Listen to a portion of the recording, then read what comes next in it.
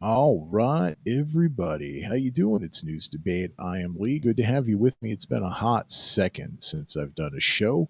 So, hoping to make that up this weekend, hoping to do multiple shows this weekend as well as multiple shows next week. So, make sure you follow us wherever you listen. bit.ly/NEWZ debate has all the links. You can follow me on twitter.com/NEWZ debate, twitch.tv/NEWZ debates, Rumble, all the good places. And support me over on patreon.com/NEWZ debate. Patreon, speaking of Patreon, Apostate Nate joining me over on Twitter Spaces. How you doing, Nate? Goodly. Pleasantly surprised for this pop-up show of sorts on a Friday. Yeah, not my normal MO, but very, very happy to be here with you. So, what's on your mind? What news has got your attention? Boy, there are some options. Uh, First thing that grabbed my attention today was an article out of the Daily Beast.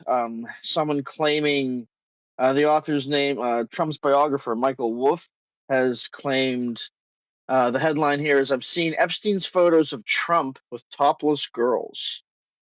Um, and it goes into detail about sort of what these like why these photographs were presented, sort of like part of their like buddy buddy, sort of jab you in the hip kind of bromance, I guess. So that's interesting. Makes me wonder how much do I know about Trump's biographer? Is this biographer to be trusted? And boy, I'm wondering if anybody else here knows about that story of the photographs as well independently. I was down the Epstein rabbit hole. Lee. I'm sure that you want to talk about Epstein some more. So, remind me, where did you see that? I'm going to find this. Was it the Daily Beast? That's correct. Yeah, the Daily Beast. All right, let's bring this up. Block the ads.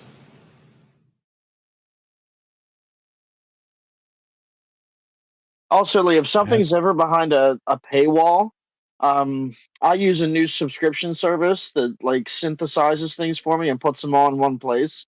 So if there's something like you're dying for, I might be able to get it. Do you pay for that subscription?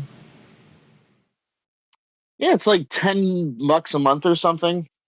I Is get this quite a lot of Apple content for News? it. Yeah. hmm Yeah, see, Ron, another patreon.com/NEWZ debate supporter, Noble Ron, good friend of the show, Ron. He told me, I think a year ago, 2 years ago, 3 years ago, somewhere in there. It's a lot, big range.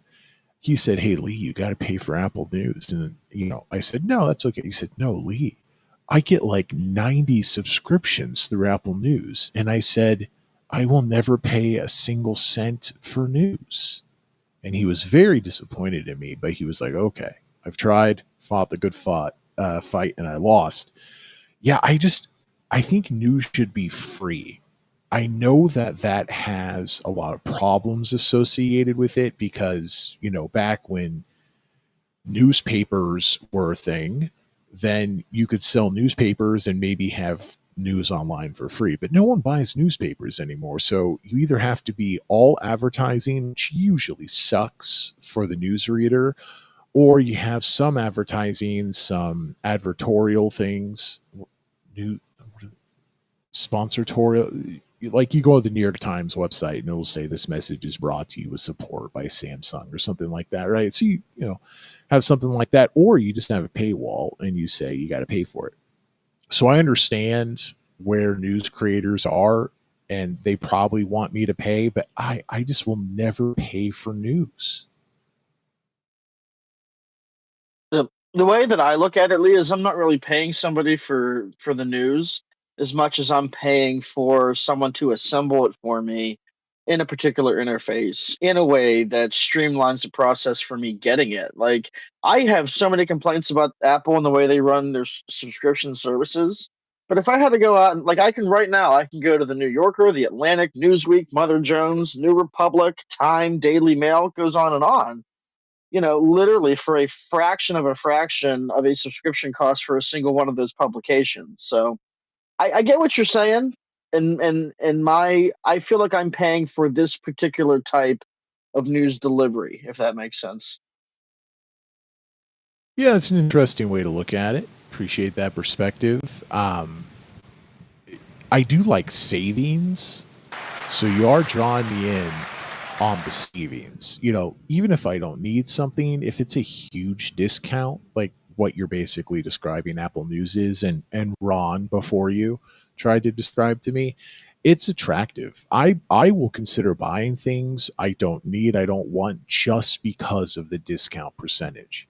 So you're getting me there. We're starting to have a conversation. I need some time to think this over. It's a big decision for me, paying $10 a month for news. I'm so against paying for news. I've never paid for news in my entire life, and I thought I never would. That's a pretty good argument, though. Ron actually sent me a message on Twitter Spaces in the past where he like hand typed on his phone like 40 or 50 different subscriptions I would get for free from Apple News just for paying $10. So like 1 cent each, so 5 cents each. And I was like, yeah, no. I've had to update my ad blocker. My ad blocker at times, any program or any web browser plugin you have to do just about anything, it stops working after a while, even when you update it. So I've had to switch it around. But I've gotten a lot of success out of getting through paywalls on news sites, and also just news sites that are for free, not having advertising. And I gotta say, that makes me feel so good. I get such a rush out of ripping off Amazon. So, like, not saying I didn't get something. For some reason, for me, that's a line I don't cross. I don't say something was not delivered. Although nowadays they'll take a picture. Even if I could, I've never done that. But I have over exaggerated problems I've had with products, or invented problems I've not had with products and said that I did, or a legit problem with a product that I can't use it, it's damaged, and then say, well, you got to refund me this. And since it took me 45 minutes to chat with you on Amazon, and I got disconnected and had to reconnect, you had to transfer me to somebody, you got to give me $10 in Amazon credit for this. And I've had so much success with that, and it feels so good. It feels so good, even though it's not worth my time. 45 minutes is not worth $10 to me. It's just not. And it hasn't been for a long time. But when I get it that way, oh man, yeah. Just Lee, I you get you so sound a so much you almost satisfaction. sound a little hot and bothered here. I'm gonna have to change my pants, Apostate Nate, to be completely honest with you. I'm getting really excited about this. There's just I hate Amazon so much. They're such a terrible company. I've had so many problems with them over the years. They're such a terrible company, but they're a useful company nonetheless. It's like a friend that you've had for a long time who screws you over a lot, but you get enough value through just being around them. You enjoy being around them, or Lee, they that's how I think about somehow, Apple. yeah, okay, like Apple. So My yeah, Amazon like is like your Apple.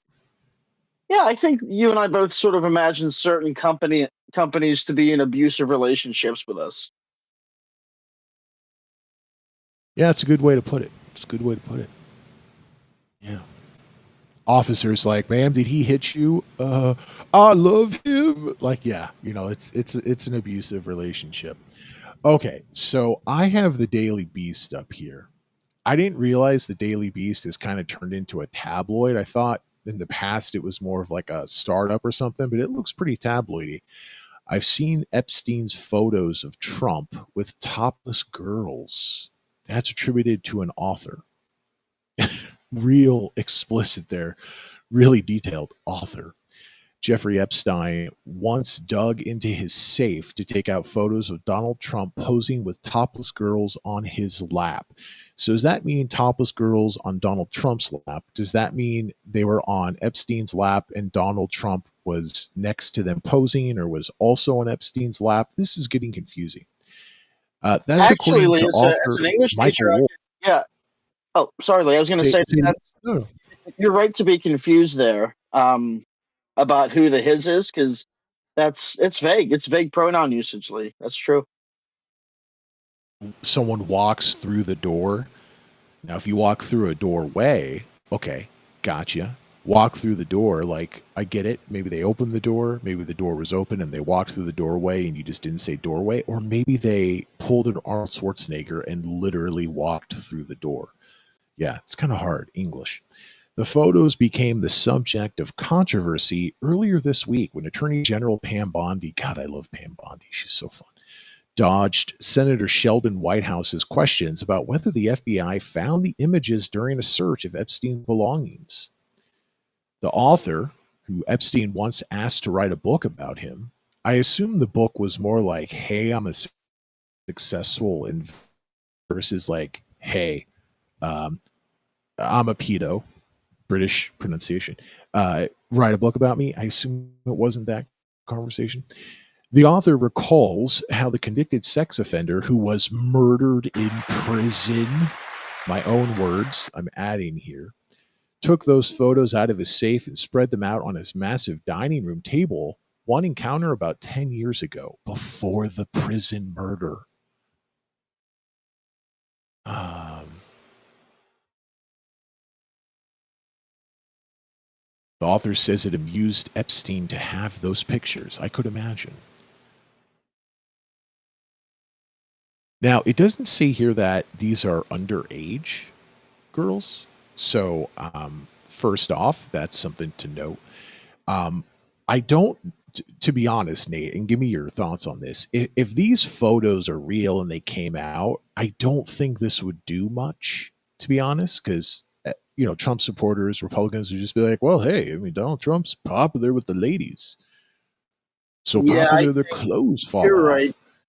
Lee, I'm not even sure that like a legitimate smoking. I think there would still be some members of MAGA. There, if there were a legitimate, yes, absolutely pedophilia smoking gun, I think they'd still find some way to justify it. That's how devoted I think that fan base is. Oh, hey, the electrician's joining us over on Stereo, live on Stereo. Live on Twitch and Rumble, bit.ly/NEWZ debate for all those links. Electrician, leave us a voice message. So the author is quoted here. I don't know the ages of these women, but they are young. I think if they're clearly not, you know, pedo level, then once again, this will take some explaining from the Republican Party. Donald Trump, I'm not sure if he'll touch this, to be honest. I think even him, if these photos are real and came out, would realize he's not equipped to talk about them. But I think, hey, he's married to a model. I don't think his wife could be considered a supermodel, but okay, she modeled. But hey, there's topless photos of her out there. When Donald Trump won the presidency, I think it was the second time. Yeah, the some Russian TV show was like, we congratulate Donald Trump and his wife. And as they're talking, like just straight to topless photos of his wife. This is interesting, Nate. Did you see this detail? I'm going to highlight this. In the third picture, he's wearing light pants and there's a stain on the front of his trousers. Was he eating pasta? Wasn't careful? What kind of stain?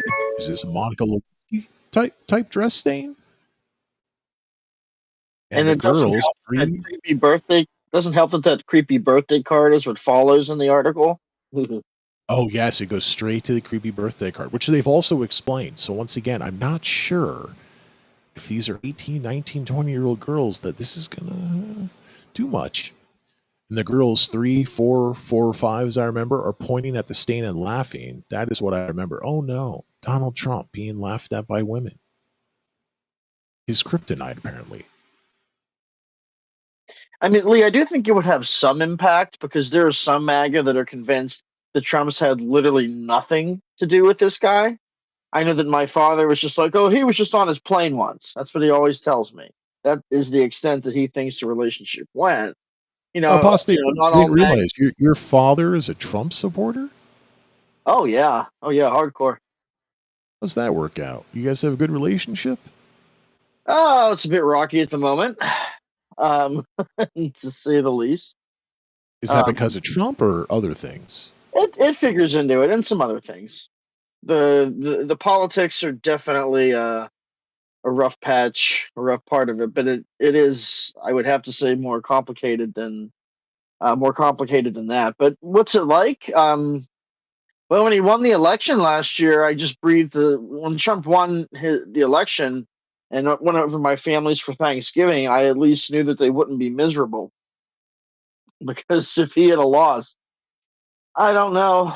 I wouldn't have seen a happy Thanksgiving or a happy Christmas in them. I don't think so.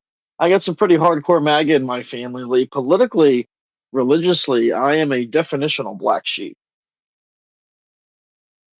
Okay, a lot of detail here.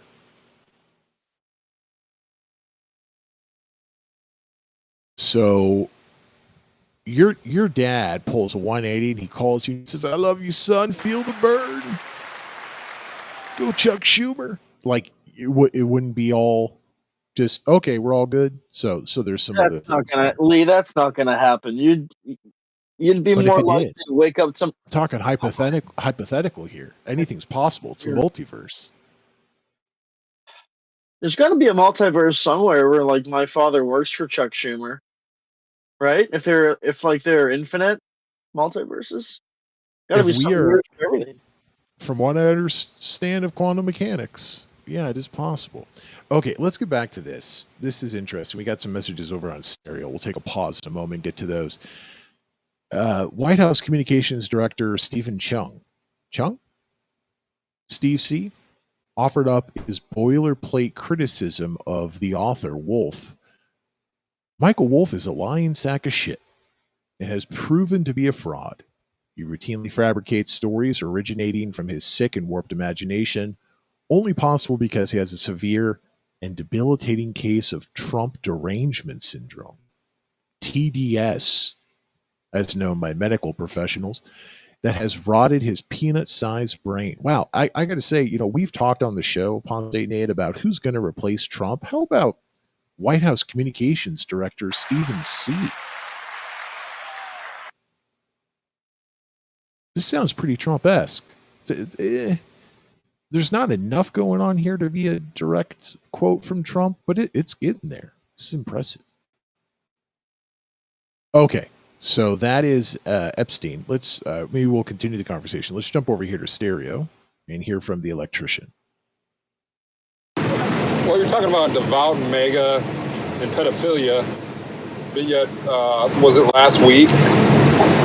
27 Democrats voted against making it a crime, a felony, to expose yourself to minors. They've been passing that around the internet.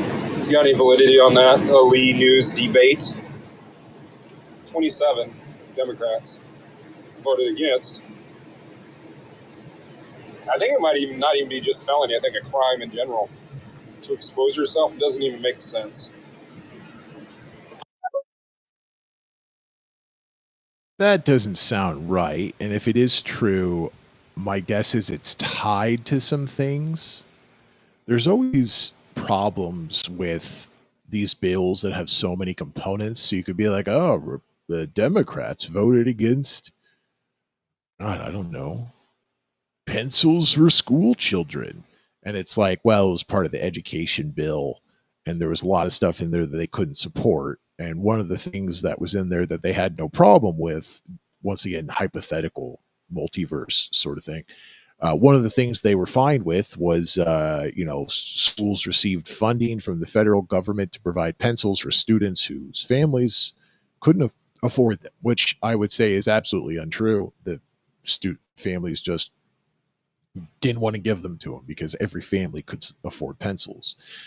Um, so you can say stuff like that, and technically it's true because they voted against it, but they were they were voting against defunding, billions of dollars for public education or something like that.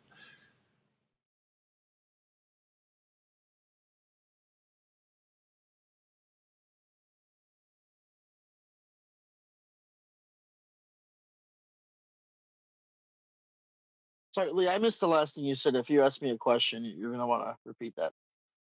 I did not. I was going in a multiverse hypothetical, but I will ask you a question here in a bit. I'm trying.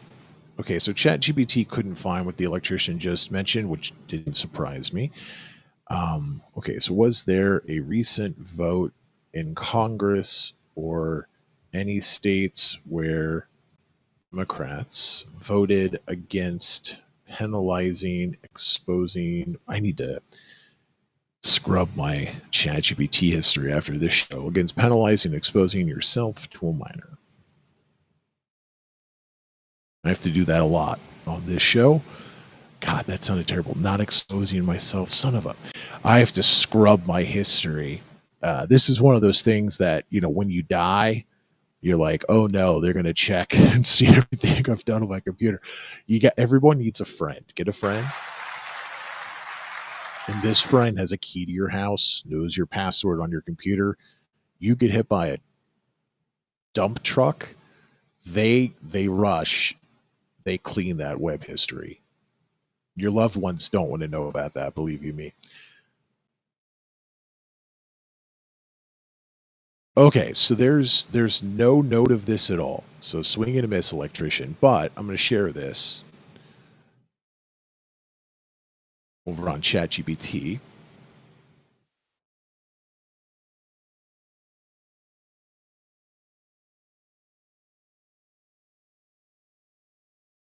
I found no evidence of a federal congressional vote where Democrats explicitly voted against making exposing yourself to minors a felony. But there are some state level cases.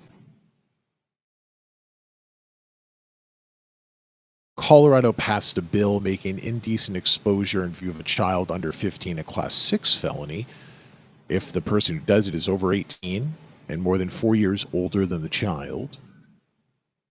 But the passage was contentious. Some Democrats, 27 in the Colorado State House, voted against the measure, suggesting there was concern among Democratic legislators about overreach, unintended consequences, or how the law might affect people with mental health issues. In 2025, so this year, thanks, ChatGPT, California Democrats rejected a Republican-backed push to increase penalties for soliciting sex from a 16 and 17-year-old. So to make it more uniformly a felony, but they removed that provision from the bill. Critics argue that it left a loophole in which soliciting older teens may still be treated less harshly than for younger minors. So, not sure how that works. But, that's another thing I didn't mention. If you're voting against something, you might say, I support this in theory, but this is a terrible bill. It will create problems. Let's bring it back to Congress. Let's bring it back to the State House, and let's redo it right. That happens all the time.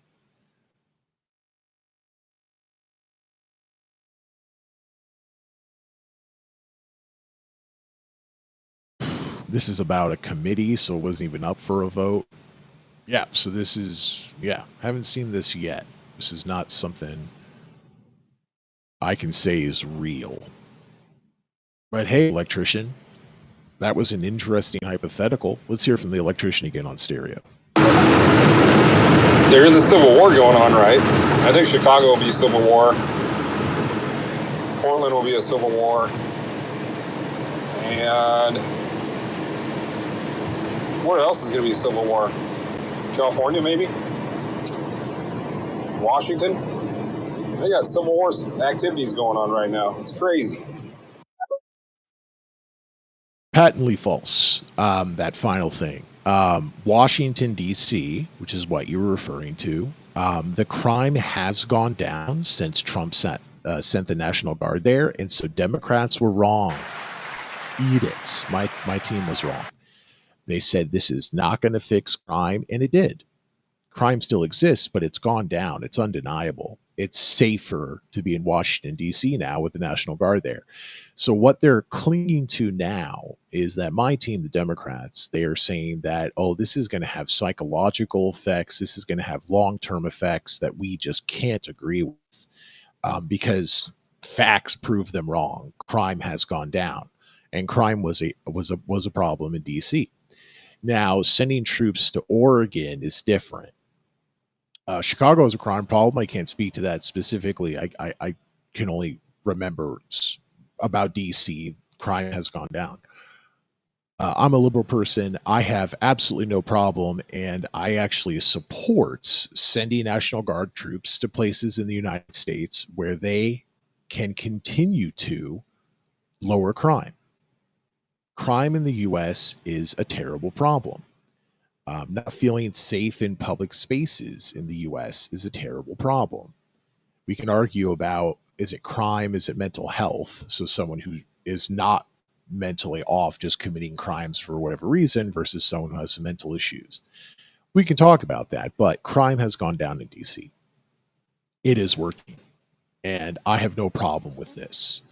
The National Guard, in my opinion, doesn't get used enough. I know so many people who serve in the National Guard, have served in the National Guard, and aside from Iraq and Afghanistan, where they were used, I think, the wrong way, those should have been active duty troops. The National Guard, in my experience, just hearing from people and reading about it, they do trainings and then they go home. They do trainings and then they go home. If you're in the National Guard, you should expect to be deployed. Doesn't mean to Iraq or Afghanistan type situations, but you should expect to be deployed and utilized when there's a hurricane, when there is a fire, when there is this, that, or the other, when Washington, D.C. needs its crime lowered. I have no problem with this. In fact, I want the National Guard to be utilized. So this all makes sense to me. Apostate Nate, join me over on Twitter Spaces. What do you think about that recent comment from the electrician over on Stereo, as well as my reply? Lee, help me out. Give me the Reader's Digest of the Stereo comment again. My short-term memory isn't the greatest these days. Yeah, no worries. Let's hear from one moment. Yeah, the electrician. I think I can bring that back up again. Yeah. Here's the electrician on Stereo. There is a civil war going on, right? I think Chicago will be a civil war.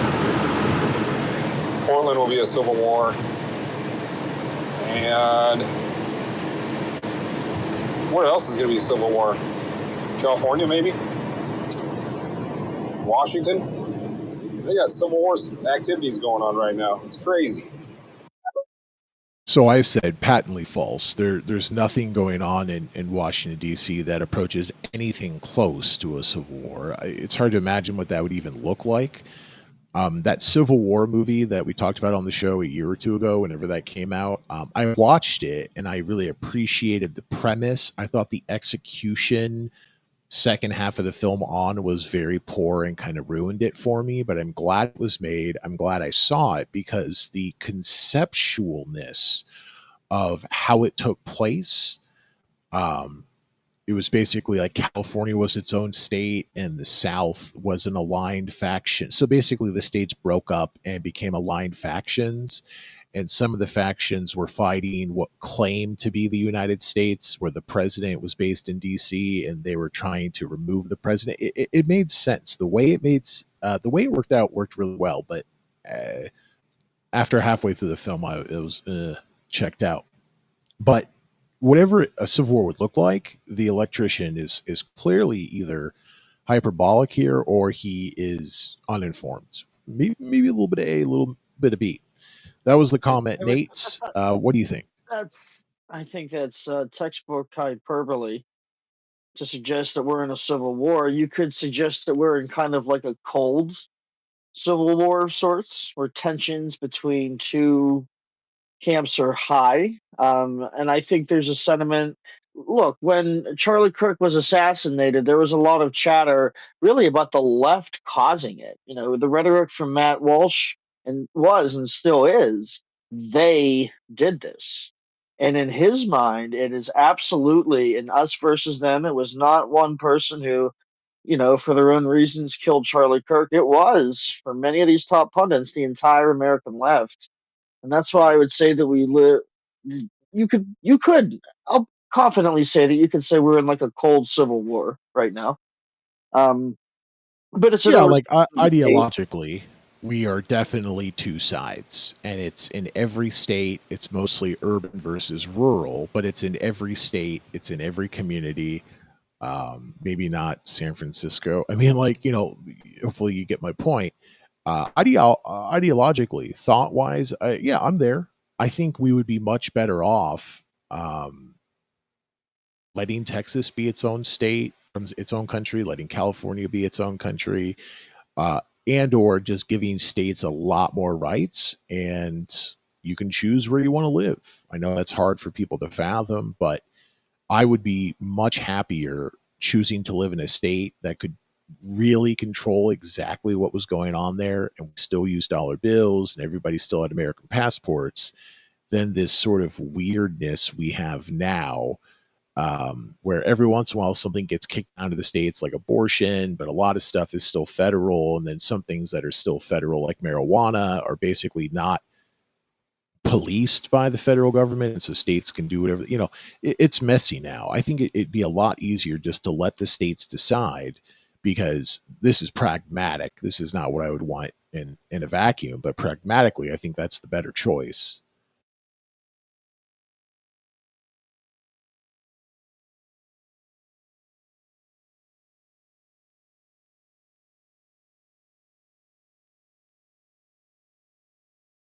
I want to go back to that Charlie Kirk thing you just mentioned, Apostate. I'm trying to ask our president over here what he thinks about the Charlie Kirk assassination. We've talked about this before. Um, everyone who's criticized Donald Trump for causing violence, I think, has to criticize Democrats for how they've described Donald Trump and Republicans.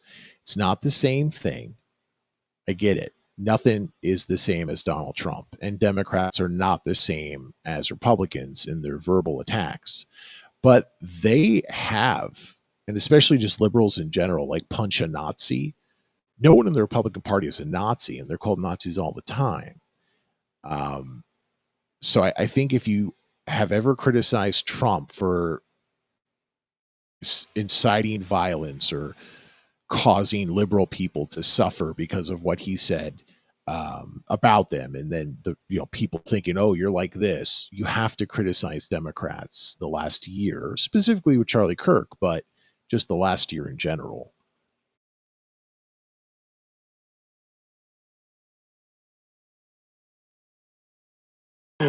So, Lee, I just realized for the past like minute, I've been talking to you without unmuting my mic.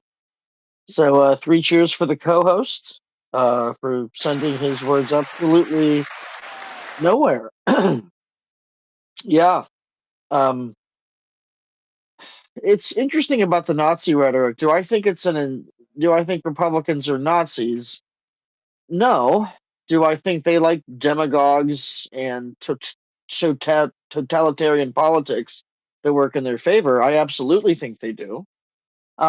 But no, I think the First Amendment is designed to protect your right to call someone a Nazi or a fascist or anything else. And that in of itself is not an incitement to violence, because not everybody would solve the Nazi problem the same way. Yeah, but Um, punch a Nazi has been a thing on the left for years. And you can also just say, flip side of the coin, Donald Trump had every right and every protection to say that he won the election and it was stolen from him.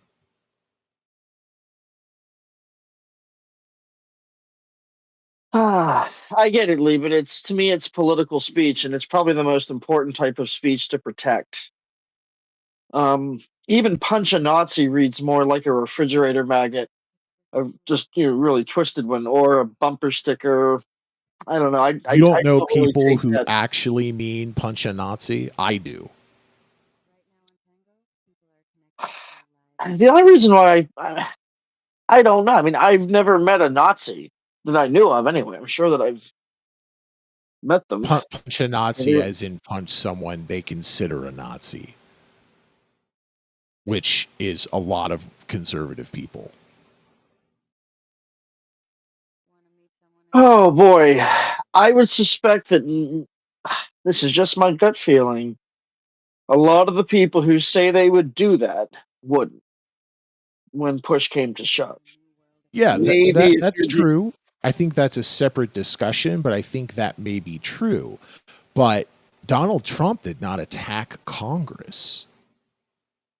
And yet Democrats blamed him for a really long time, and then eventually clearly they were wrong and they gave up on it. Like, you don't have to actually do it to advocate for it, to genuinely advocate for it.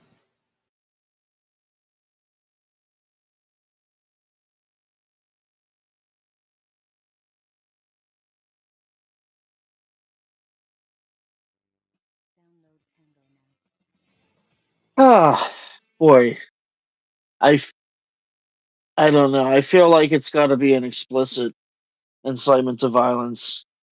At some point, you have to have some sane metric for when you are going to censor, when you are going to regulate freedom of expression. I think people are entitled to be wrong about Republicans being literal Nazis. That is their right, and that's their right to say so. Um, I Okay, think you so have then to two protect different more. discussions here. The rights, and I would agree with you, it is your right to say Republicans are Nazis, but does that right lead to violence?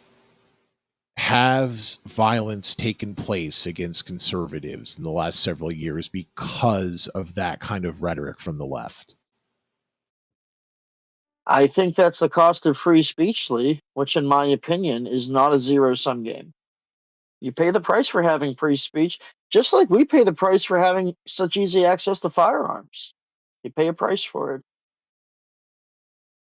So then you and I agree rhetoric from the left has directly led to violence against conservatives in the last several years, but the math works out that that's better than the alternative.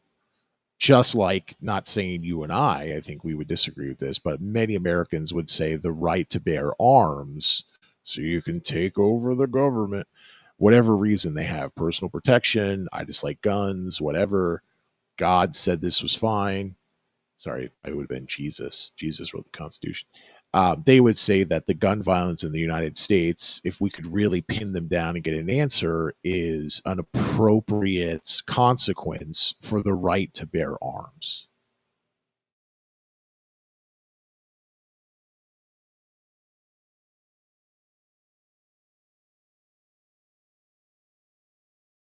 Oh, Lee, I think maybe part of the problem is that we like to strive for answers to difficult problems and topics, but the answers are going to be messy.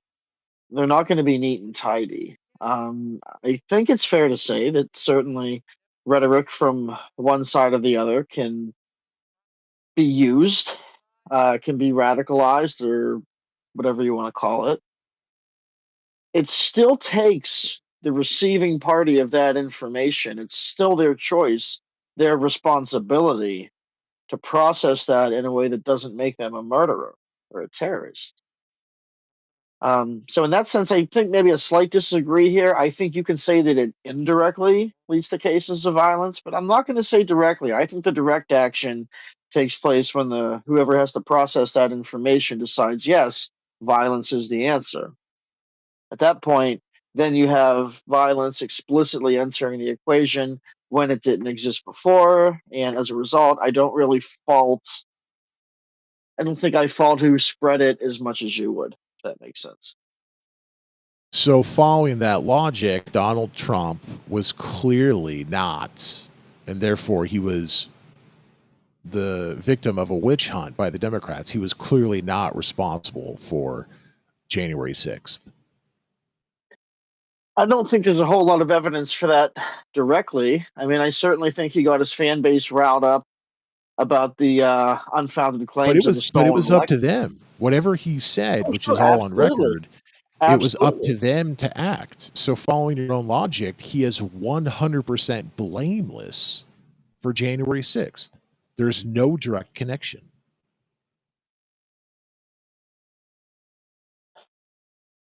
I'm not sure that I would say there's no connection. I think he was certainly a catalyst Direct. for pushing. Because you talked about Um, directness. So yeah, we can have some context here and there, just like you and I seem to agree that Democratic rhetoric over the last few years certainly didn't help prevent violence against the right.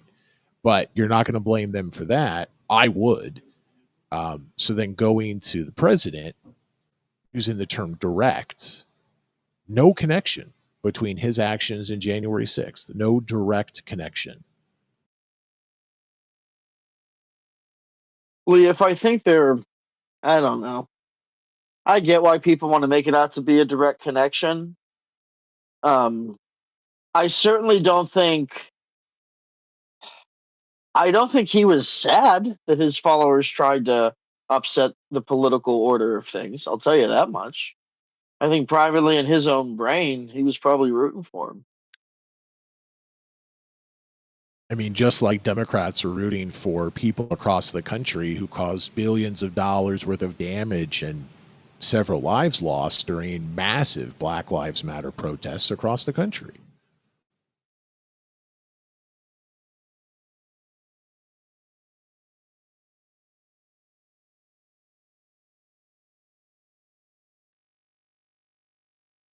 I will take apostate Nate's silence to indicate yes, I agree 100%. Not only are you a brilliant mind, but I imagine you must smell quite nicely as well. Well, thank you for the compliment, apostate Nate. I have, let's turn this on. I have an answer now from Donald Trump. So, Mr. President, are the Democrats to blame for the assassination of Charlie Kirk? Absolutely. The Democrats have been trying to silence me for years. They are responsible for all the attacks against me, including the assassination of Charlie Kirk. They have no respect for the rule of law or the will of the people. I will not stand for this. Strong words. Probably a little too well thought out to actually be President Trump. I don't even have to say anymore it's fake President Trump. You can just listen to this and say, well, sounds like Trump. Not the real thing. A little too coherent. Okay. Nate, you want to talk about the government shutdown? Sure. I haven't followed it closely, so I'm hoping you read more than I have at this point. But I'd love to, visit that. Why not? I'm over now over on ABC News. It's not even abcnews.com.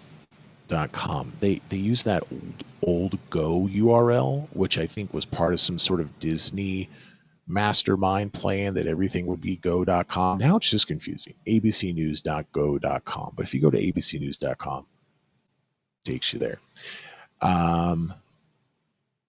The stalemate on Capitol Hill continues. These are live updates, with Democratic and Republican proposals to fund the government and end the shutdown failing to advance in the Senate yesterday. House Speaker Mike Johnson says that he will not bring the House back to pass a standalone bill amid a government shutdown. Republican Senator Susan Collins, the chair of the Senate Committee on Appropriations, has sharply criticized OMB Director Russ Vought's decision to fire federal workers in a new statement released today.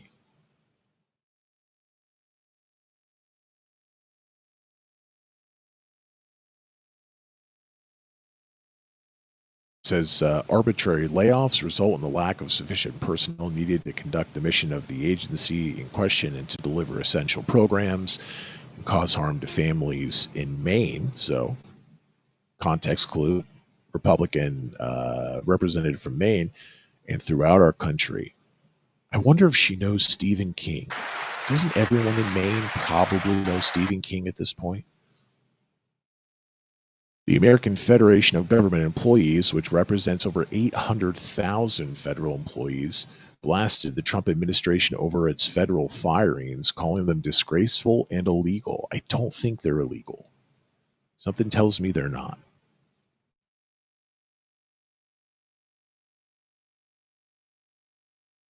Senate Majority Leader John Thune, is it Thune? Thune. You read a lot of these names, and then you're like, how do I say these?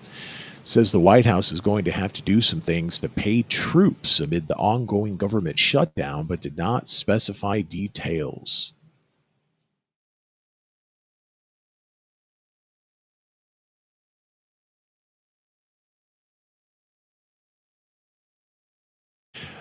Thune? Oh, I want to say Thune. I'm not sure.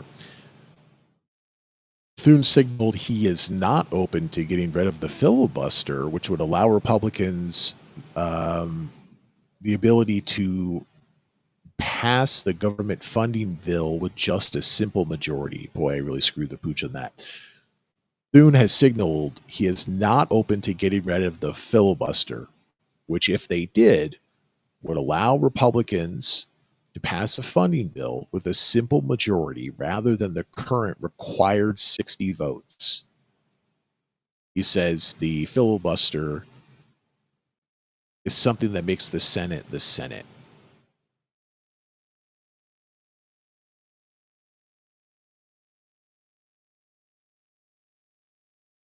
Lee, the more you read, the less fun and more aggravating all of this sounds. Just want you to know. Yeah. Having the once again, ignorance is bliss. I like people calling into the show and giving their thoughts. Once again, I do this now because I want to hear what people think. In the past, many years ago, I've been doing the show for many years. In the past, I used to try to make people think like me. I used to think I can do this if I explain it and I do enough logic and I correct enough misinformation in their mind. And I failed so many times, I've readjusted. I don't think that's possible. Someone has to be really on the edge of a cliff, pointing towards your line of thinking for you to be able to convince them. Because people are terrible and they will not be convinced. They just won't. They refuse. So now I just want to hear what people think. I'll tell them they're wrong, but I just want to hear what people think. That all being said, my true advice, this is what I think. People should not pay attention to the news. You will be happier. Your life will be better if you, for most people, I think, in the United States, don't pay attention to the news. It's so politicized now. If you watch CNN, you're only getting the liberal bias. If you watch Fox News, you're getting the Republican bias plus some stuff they make up. I mean, NPR, I'm 100% okay with NPR not receiving the funding that has now been taken away from them from the federal government because they are 137,000% biased for the Democratic Party.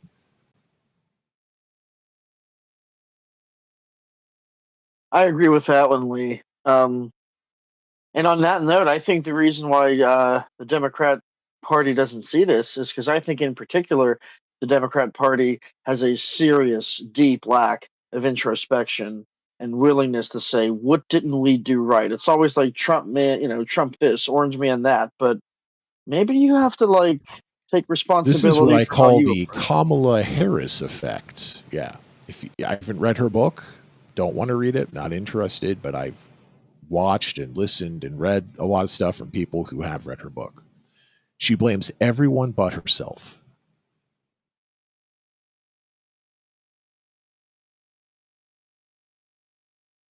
Kamala Harris is the quintessential Democrat, unsuccessful, but could have been successful and refuses to look at her own actions. It's everyone else's fault but hers. That's the Democratic Party in the simplest definition I can think of right now.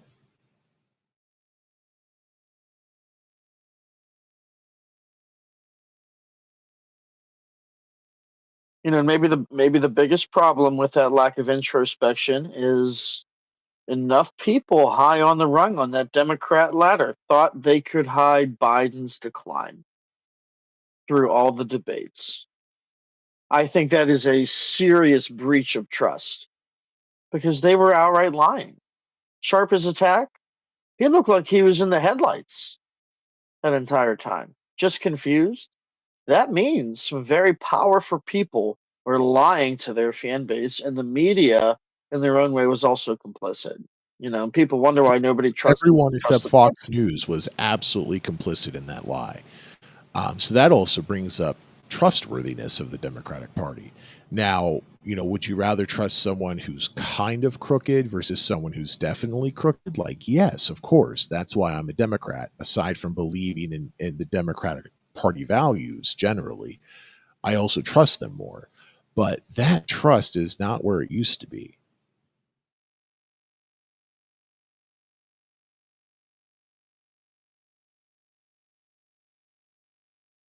So this is interesting. This is once again from ABC News.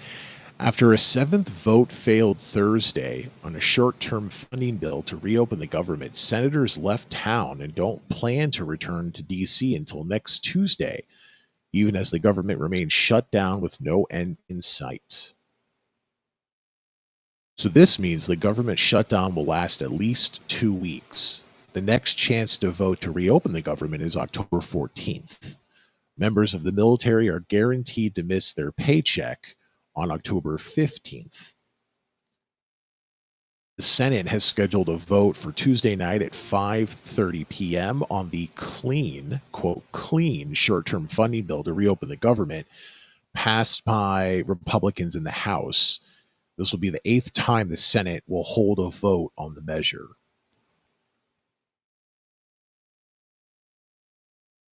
And also on Thursday, the IRS walked back guidance it provided in a previous internal memo to staff that stated furloughed employees, so they're basically not allowed to work, were entitled to receive back pay. And this is something I'm against. I understand how hard it must be because this doesn't happen to me. I understand how hard this must be to work for the government, and now within the last 12 years, so the last 3 presidential terms, because the government shut down in Trump's first term, to be told you're furloughed, you're not working, and then not get paid. I understand that's difficult, but there's so much stability in government work. Even now, with all the stuff Trump has done, there's still so much stability in government work. I think that's part of the job. And so when you're furloughed and you don't work and then you come back and the government's funded again, you should not be paid for that time. That is part of your job. You were not working. You knew this could happen. It happened in the past. If you've worked the last 10, 12 years, you should not be paid. We should not be paying people who are furloughed. Now, the military is different because I believe the military still exists when they're not getting paid. It's not like we tell the aircraft carrier to drop anchor and have a party, right? They should be paid. People who are still working should be paid. I still think that you should understand that that is part of your job, that you should be paid. If you are furloughed and you are not working, you should not be paid. Tell me where I'm wrong. Oh, I want to say hi to Shannon. Also, hello, Reggie. But a special hello to Shannon. Shannon is a strong supporter of the show, has been a long time on patreon.com/NEWZ debate. I also have not talked to her on the show in God knows how long.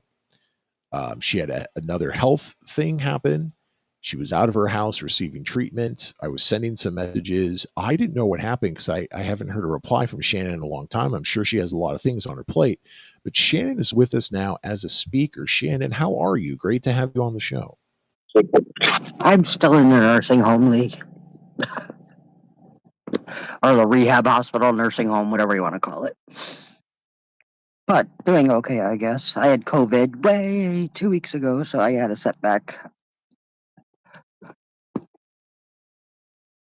But doing okay, I Let's guess. call it rehab, because then you sound like a celebrity who drinks too much, or I don't know, maybe use some inappropriate speech and has to be reprogrammed. Yeah, that's it. Shannon angered some people with her words. Didn't use the right pronoun. That's it. Had to go to rehab. Got COVID there, unfortunately.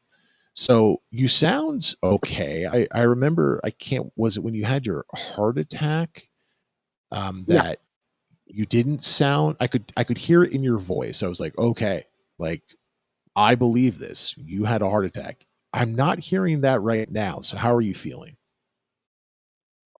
Um, I'm okay. I still have the remnants from COVID. I guess there's two strains going around, or at least there were two different strains going through this nursing home or rehab facility.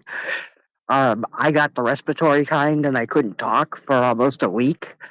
It was just all centered in my throat and like upper chest and nasal cavity. That's what it Your felt like. voice I is feel like, deeper. I can hear that. You don't sound tired and weak like you did, I think, after you had your heart attack. I can hear that, yeah, you're a little under the weather. yeah, my neighbor's been keeping me up every night because she talks to people that aren't there. And she's deaf. Really? Is it like Yeah. Abraham Lincoln or like who's she talking to? Well, at first she thought I was a kidnapper, and now she thinks there's a mafia person holding a 8-year-old child captive in the storage room across from me. Wow, that's really detailed. I was expecting like Abraham Lincoln and like, oh, Mr. Lincoln, don't go to Ford's Theater. But no, that's a pretty detailed hallucination. Yeah, I said I'm in a wheelchair, and if I kidnapped you, you could just run away out the door because she's nearest to the door. I'm by the window. I have control over like the climate control of the room. That would be such an And awesome police chase. Could you imagine? We're in the chopper. We got Shannon in a wheelchair on Highway 40. We got 30 police cars in pursuit, 1 mile per hour.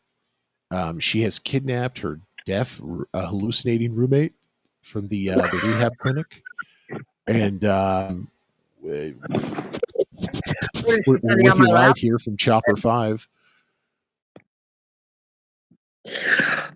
Yeah, well, I mean, the other two died, so I guess it's good that I have a third strong roommate. No. Shannon, you Yeah, had two roommates in your Beverly Hills rehab clinic who passed away. yeah. One was like 93, the other one was like 98. So when you've reached that age, that's when we say years young. 93 years young, 98 years young. I'm not sure where that line is, but once you cross it, years young. Okay. I don't want to make you relive this, but I have to ask this question because this is exactly where my mind went to. Uh You oh. were in the room and they died. Yeah, they passed away at night. Yeah. Okay, so you were sleeping in your No, I wasn't comfy. sleeping. I heard them. Oh no. Oh no. Yeah, So they're just something you strange. You could. It's not a. I guess it's a death rattle, but there you can hear it. It's like a gurgling, weird sound. But yeah, they knew they were going to pass away. so you're it's like 2 a.m. and you're in your bed. Oh man, I wish I could sleep.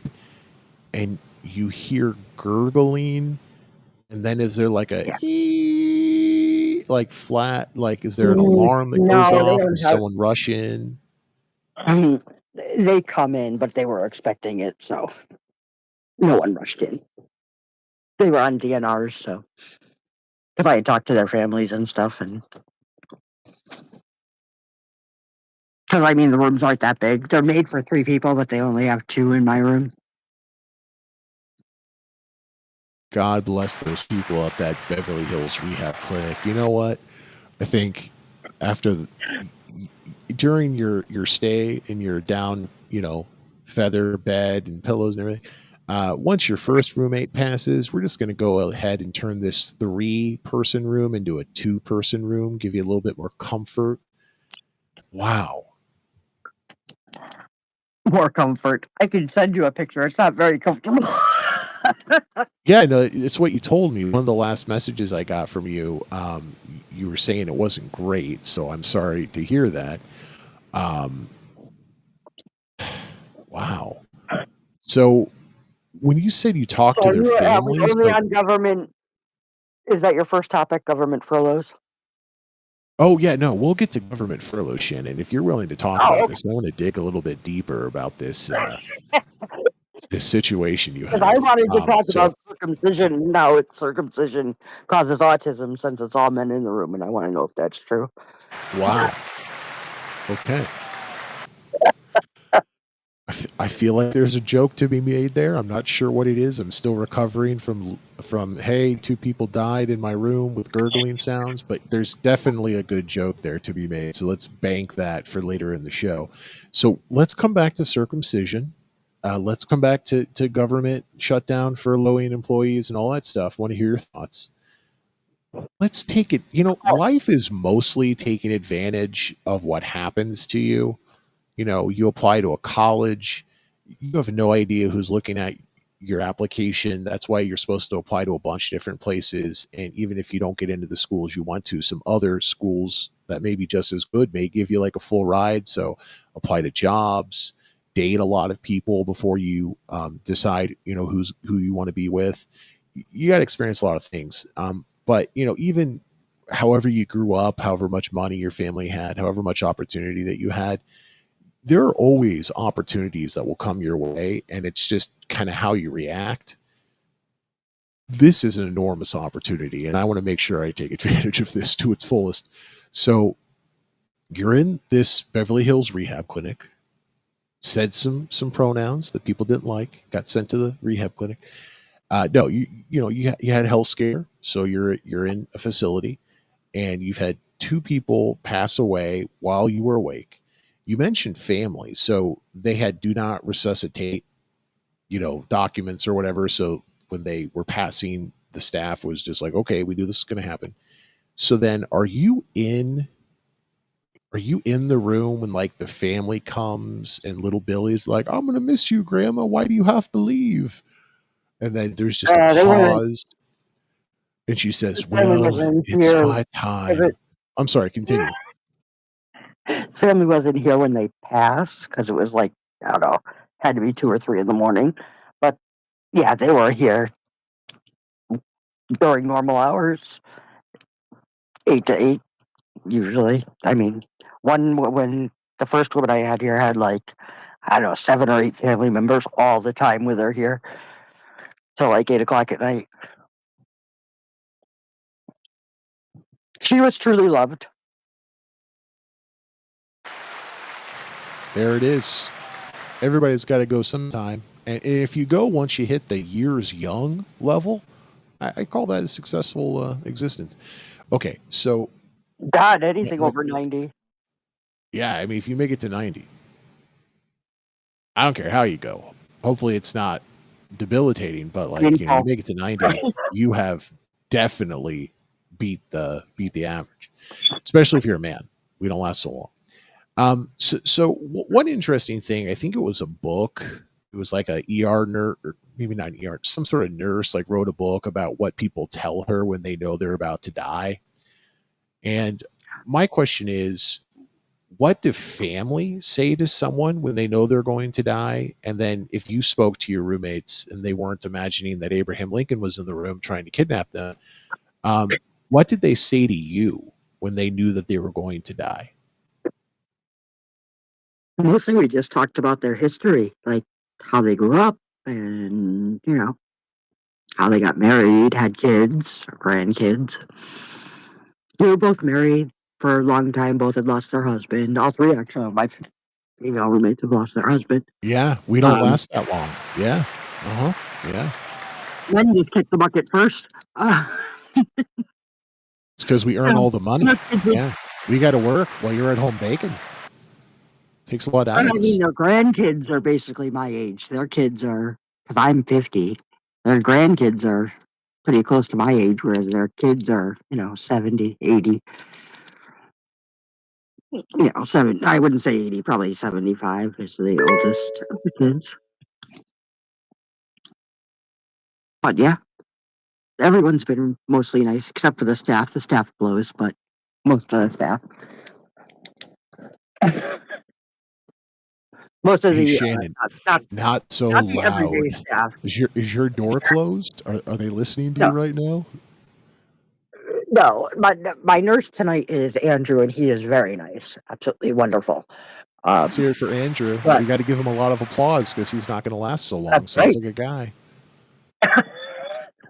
But he's only like 23, and he's a RN and going for his APRN. So Wow, yeah, you really talk to these people. I talk to everyone. Yeah, and my favorite CNA is kind of a toss up between Karen and Chuck. They're both really good. Tonight I don't have I either. don't know. With a name like Karen, I'm leaning more towards Chuck, just to be honest. I would say that too, but she is very nice. Actually, she's outstanding. Went and got me pizza one night. Wow, that's great. Yeah. Every once in a while, you'll find a good Karen. There's got to be a few out there. Um, okay, so you've clearly gotten to know the people around you who are not dying, and then get replaced by new people. You have to learn all over again. But to go back to once again, I won't take opportunities as they come my way.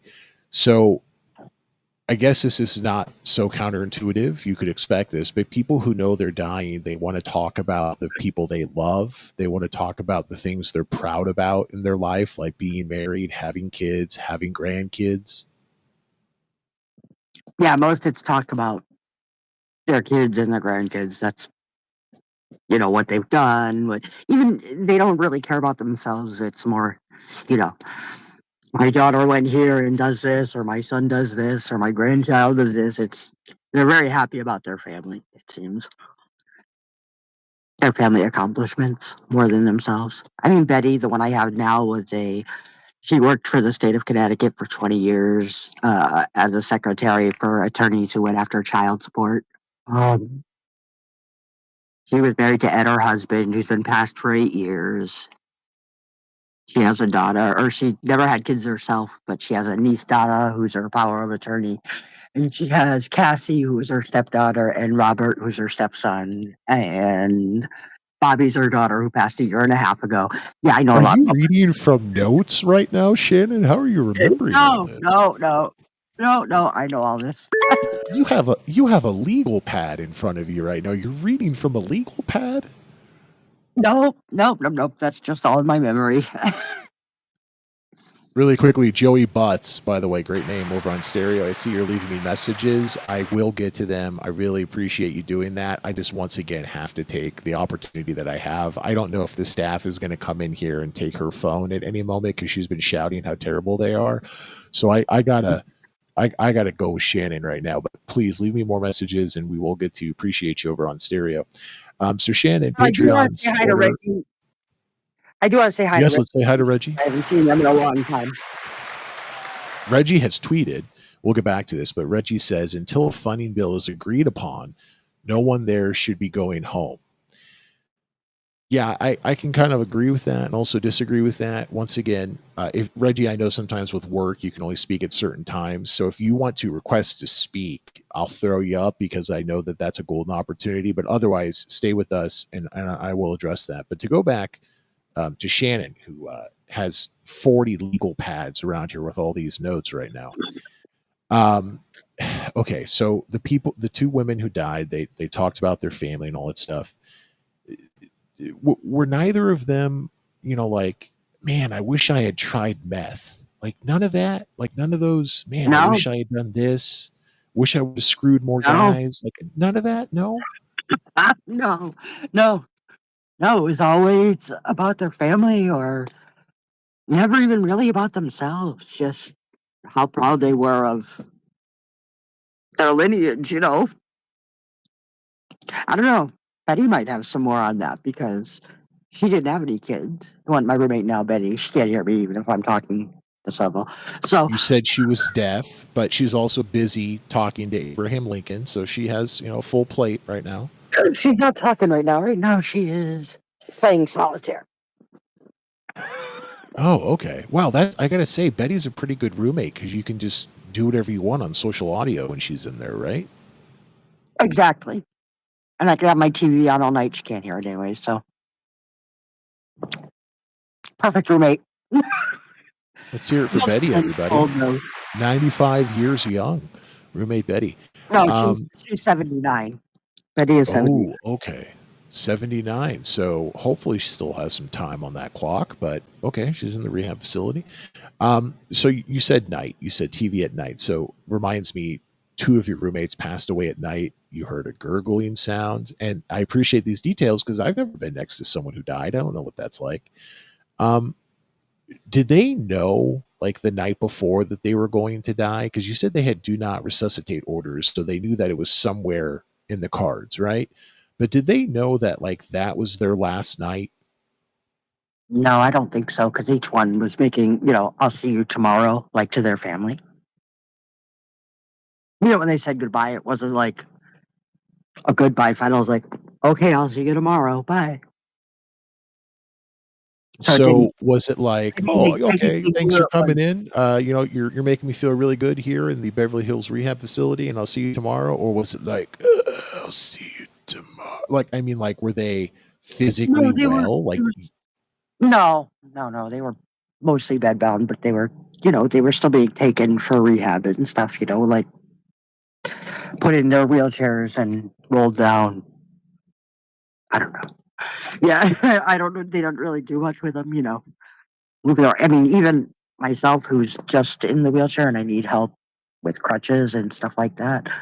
Um, I only get 30 minutes of rehab a day. So if you need like really good rehab, it's not here. so are And they like eating? Are they, even if they're in wheelchairs and in bed, like you can talk to them and they make sense the day before the day before they go to sleep and they die? Like, I had to be like, I would get in my wheelchair and go to their bed and talk to them, like by their bed. And because their voice was very low, like you couldn't, like Betty, I can talk to from my bed to hers. Because she, like, if her good ear is facing me, but I have to yell. I was gonna say, you said she was deaf, so you got to like throw No, something not at her to get completely. her Like, attention. She has a good ear and a bad ear. yeah, yeah. So I am on the far right side of the room, next to the windows with the AC and heat, and then she is near the door, and between us is like a space enough for a third bed, but they don't put a bed there. Hold on, let me see if I can get a. I'll get a picture. Hold on. Do. Wow, Yeah, she's I'll gonna take. tweet this. Okay, I guess it's great because Betty's not gonna know you're taking her photo. Okay, this is all fascinating. This is fascinating stuff. Really appreciate you digging into this. It's great to have you on the show once again. I can tell you're a little under the weather in your voice, like like you got something in your chest or throat. But other than that, you sound great, which is always a good sign. Um, you've had two roommates pass away, gurgling sounds. There was no, oh my gosh, clear, because they had the do not resuscitate order. So people Right. came in and they're like, yep, they're dead. And okay, here's a question. As I talk through it, these questions are coming forth. So when your roommate dies, how long does it take from they are clearly dead until they are removed from the room? 20 minutes maybe, because they kind of wrap up the body. I So think you're like in bed at 2 a.m. and then you hear the gurgling sound. Someone comes in, yep, they're dead. And then they start they call. wrapping the body. Well, they call um, the head person that's on who has to declare them dead. So they don't have to send them to the hospital or wherever. So like they stay around, and then the person who's uh, I think they're an APRN. They're not a doctor because the doctor only comes in Mondays and Thursdays. So I think it's an APRN that's on night shift, and then they sign it off, and they sort of, because of course they cover the body before they take it out of here. I don't know what would happen if they did it during the day. I don't know what happened if someone passed away during the day because the hallways are pretty open. I don't know how they would do that during, with people in the hallway, and because they kind of the older people they put in wheelchairs and like sit them by the nurse's desk where they have some TVs, or sit them in the um like reception area where there's a couple tables. And if it's nice out, they'll put them outside, but they can't roll themselves. So I don't know what would happen if someone passed away during the day. Well, let's wish the best for Betty, but maybe you'll find. No, Yeah, so I have your I put picture a up photo here. down below. You've tweeted a picture, so I appreciate this. It seems legal. I can only see Betty's hands, Yeah, but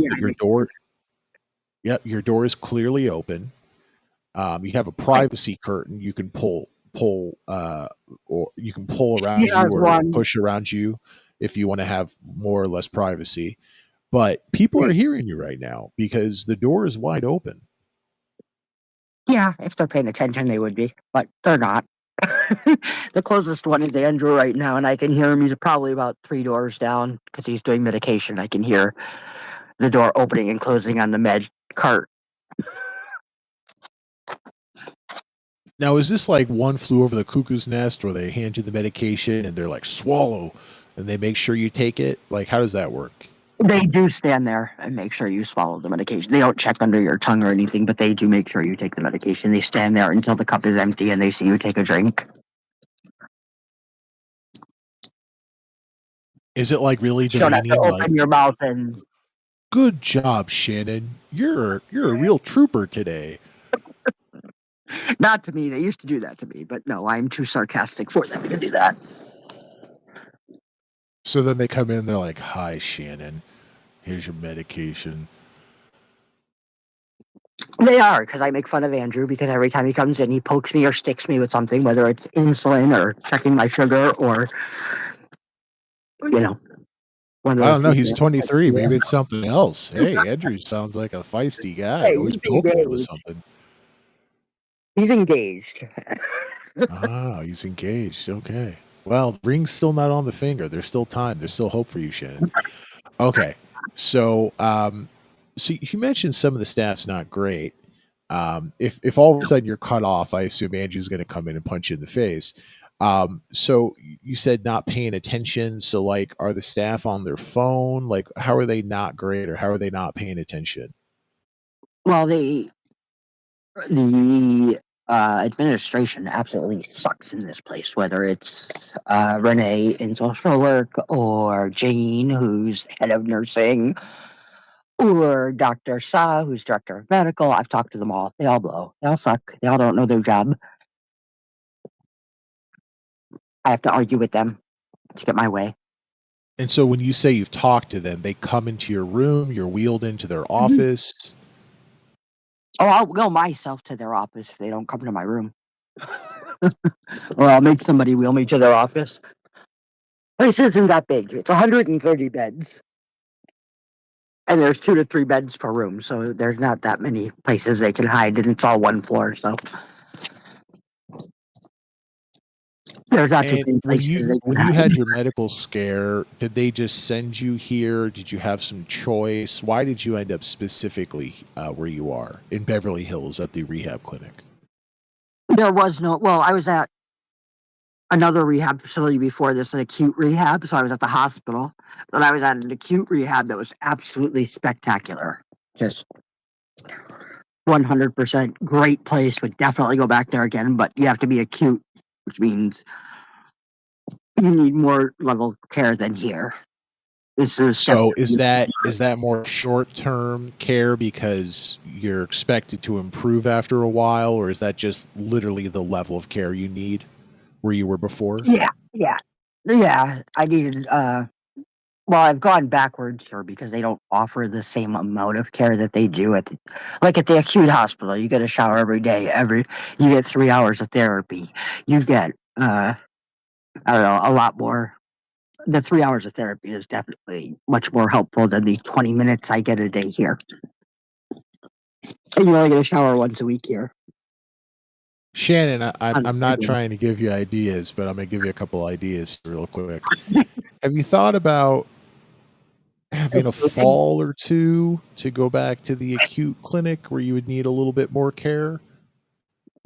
I'm not going to risk that. I want to go home. I want to get in my house. And this, Fair, fair. I withdraw my ideas. is this Okay. the worst place? Um, The worst place I've ever been in? No, but it's definitely not ranked up there. I mean, yeah, it's not Cleveland, so I mean, at least you're doing better than Cleveland, right? Take that, Cleveland. Um, okay, so it's not ideal, but it's not the worst place that you've been. Okay. It's near major, major outlets, so I can get food sent in. I can order food out and get it delivered, which is Oh, good because because do they feed you, but you don't like the food, so you're getting delivery? oh god no, the food is like for 90-year-olds that can't chew.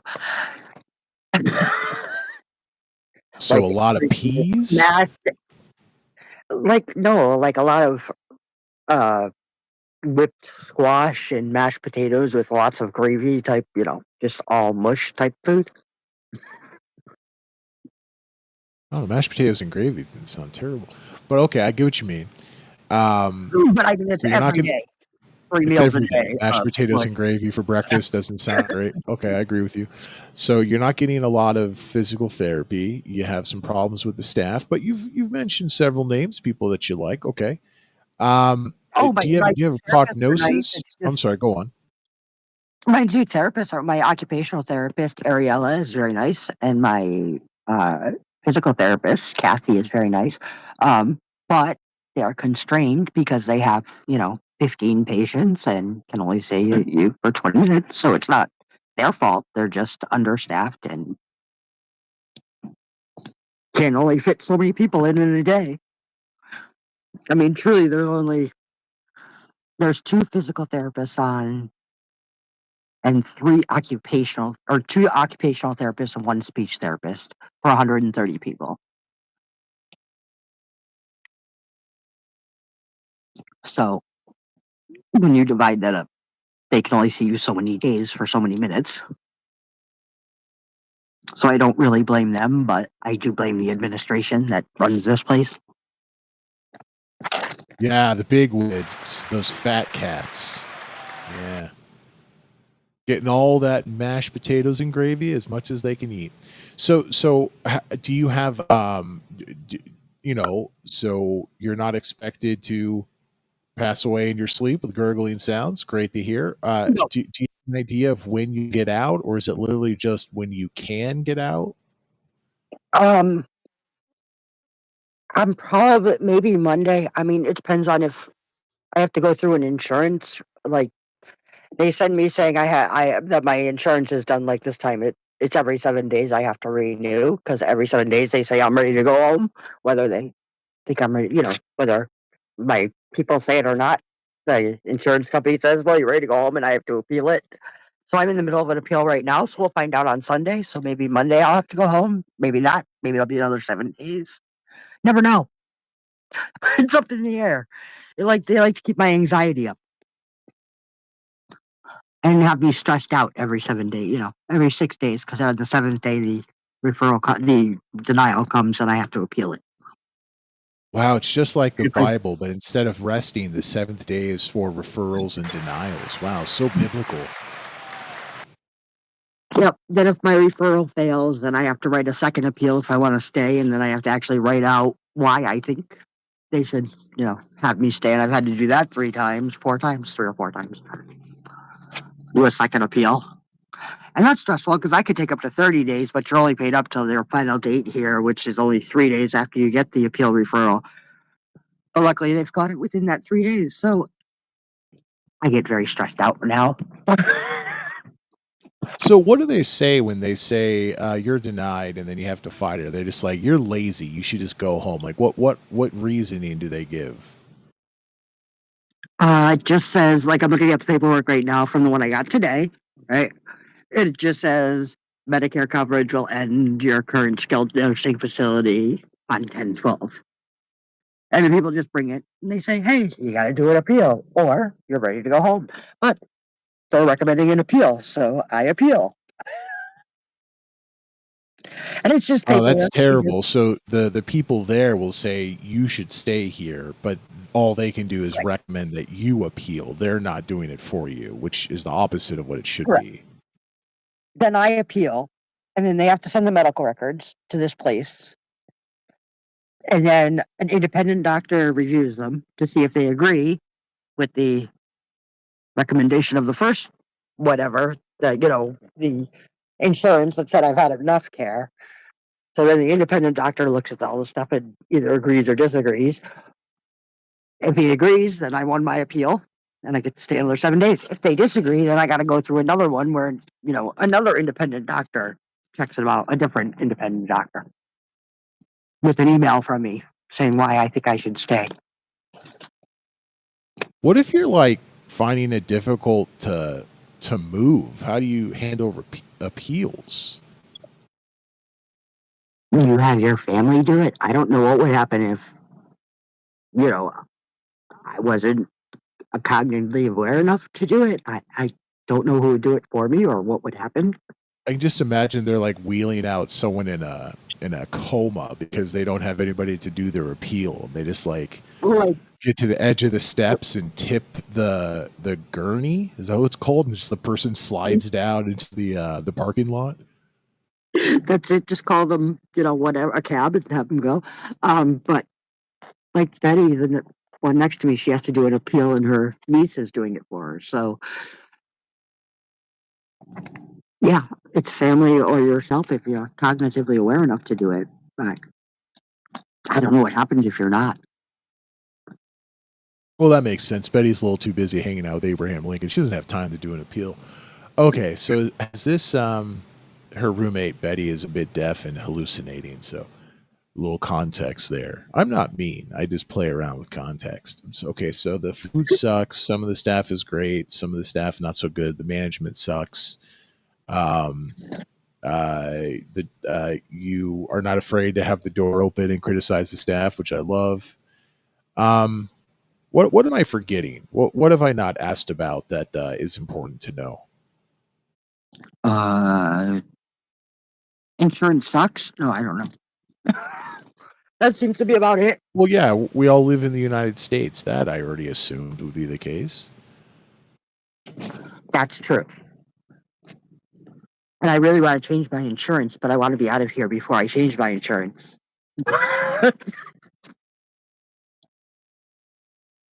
So, like, if you lose your appeal and have to go home Monday, could you manage at home? Like, is it like kind of in that area where it's not what should happen, but you can still manage? Like, what would that mean for you if you were sent home Monday? Well, they take me home by ambulance. The fire department would get me in the house. And then once I'm in the house, I don't know what I would do. Probably stay in the living room, I guess. It's just not conducive. My house is not conducive because I can't fit a wheelchair in there. I can't fit a walker in there. They don't go through my doorways. My doorways are too small because the house was built in 1919 or 1920, something like that. So, I don't know. I don't know. My, like one of the people here, I won't say who, said I should, just say I fell and go to the hospital and get sent back because then the insurance would start all over again. Hey, that's Well, smart. That's a bit like my idea earlier to get sent back to that other Beverly Hills rehab place that was for more daily treatment, more care. So if you get kicked out, all you got to do is restart the system and say you fell, call 911, be like on the ground, I've fallen and I can't get up. And then they just bring you back for a week and the process starts over. more or less, yeah. If I can get the hospital to refer me, and then I'd have to go through all the referral and wait at the hospital. If they have an open bed, no one's taken the open bed, and I could actually get back in here or be sent to a different place. So it's not quite as easy, but as it sounds, but it could happen. If it were up to you, how much longer would you want to stay in this Beverly Hills rehab clinic? Would you want to stay a couple more weeks, more than a month? What are you thinking? I think it. I did 4 stairs yesterday. I think another week would do me wonders because I'm just recovering from the COVID and getting back to where I was. So I think another week, maybe 2. But I really want to be home before Halloween. Definitely before Thanksgiving. Who wants to miss Halloween? That's the best holiday. Used to be about Exactly. vampires and witches, and now you can just do whatever the hell you want. Halloween is whatever you want. It's so amazing. Did you see Eminem is giving away free candy on Halloween if you run out of candy? You send them a little note and they send a DoorDasher to your house with new candy. M&M's, that brand of is Mars, whoever owns M&M's, they're across the country. If you run out of candy, you like text them or email them, and they will send candy to your house for free. Yeah, on Halloween if you run out of candy while you're handing out candy to people. Well, let's game the system. Like if your insurance won't let you stay in the Beverly Hills Rehab Clinic, you get sent home, and the next day you have a fall and get sent back, and the process restarts. Why don't you just start Halloween with no candy? Wait a little bit into the evening and say, "Oh, I need some candy," and have it sent to you. Isn't that the true meaning of Halloween? I didn't look up the actual rules to it. I just saw the news article on it yesterday. Yeah, Eminem will refill your candy supply. Hold on, I'll put it down below. Oops. I don't want to save it. At first, I thought you were talking about Eminem, like the rapper, and I was like, "Oh, I like Marshall Mathers. That's great." Eminem's like the candy. Eminem is going to send you a lot of candy. Really? Wow, what a generous guy. He's got brown hair now. I put it down below. That's my local news station, just so you know. Connecticut's #1 news station. We only report on candy. 24 hours of liberal candy coverage every day. All right, let's so I've been sharing this wonderful photo. Thank you for giving us some context. I'm just sad Abraham Lincoln's not in it. Okay. This is from, it just says CT NBC logo. So, all right, they're an NBC affiliate, it looks like. So, here we go. We're throwing this out on twitch.tv/NEWZ debate and rumble.com/user/NEWZ debate. I want to say hi to Worm over on Stereo. I know you left me a voice message, but Shannon is calling in live from her Beverly Hills Rehab Clinic, and I got to take advantage of this opportunity while I have it. We're also joined still on Twitter Spaces by Apostate Nate. Feel free to throw in, especially if you have some questions for Shannon, Apostate Nate. And Shannon and Apostate Nate are great people, friends of the show, but they're also great because they give me a little bit of cash. They throw me some moolah every month on patreon.com/NEWZ debate. If you like the show, like the content, feel free to support me over on Patreon. It makes you an instant co-host, so we hear from you first. M&M's will refill your candy supply for free if you run out. Chocolate prices may be rising. See, that's the hook. So this NBC Connecticut affiliate, yeah, they're getting you with that first part of the sentence. But M&M's is still ready to save the day with free candy for a third year in a row. Wow, I didn't know about this before. M&M's is offering free candy refills on Halloween night through its Halloween Rescue Squad. Halloween Rescue Squad. Halloween Rescue Squad. Starting at 5 p.m. on October 31st. So right at 5 p.m., that's when you contact them. The M&M's Halloween Rescue Squad, God, please don't call it that, will mobilize and deliver free candy to households across the country to save them from a candy catastrophe. God damn it. This article just became annoying. Here's how it works. You have to live in a Go Puff delivery area. I've never heard of that. Okay. Head to M&M's mms.com/rescue-squad. They've made this, I guarantee someone did this on purpose. They made it so it's not just rescue squad, it's rescue-squad. I guarantee that's going to lead to hundreds, if not thousands, tens of thousands, hundreds of thousands of people who will not find the website and get frustrated. You click learn more, submit your request for a candy refill, and M&M's has partnered with GoPuff to deliver candy. Oh, this is a typo. To delivery candy. Yeah, this is shoddy work. To deliver candy in under an hour. Oh no. While supplies last. See, that's how they get you. That's how they get you. I don't know. I'm looking up this GoPuff thing to see what areas they're in. I'd never heard of them either. You can also get a treat and greet kit starting today.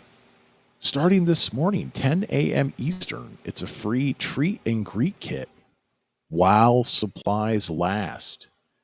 Each kit comes with an M&M's t-shirt, a festive candy bowl, candy, and more. And the bowl says M&M's Halloween Rescue Squad. Oh, Halloween's a Friday this year. Partay. To prepare for the crowds, M&M's is giving away more candy than ever before, according to a press release. They really did hard work on this article. Wow. Also, because the ads here, a couple from Brazil got engaged in front of Stephen King's house in Maine. Doesn't he own half the houses in Maine? Which house? Wow. Thanks for but this his article, house is Shannon. special.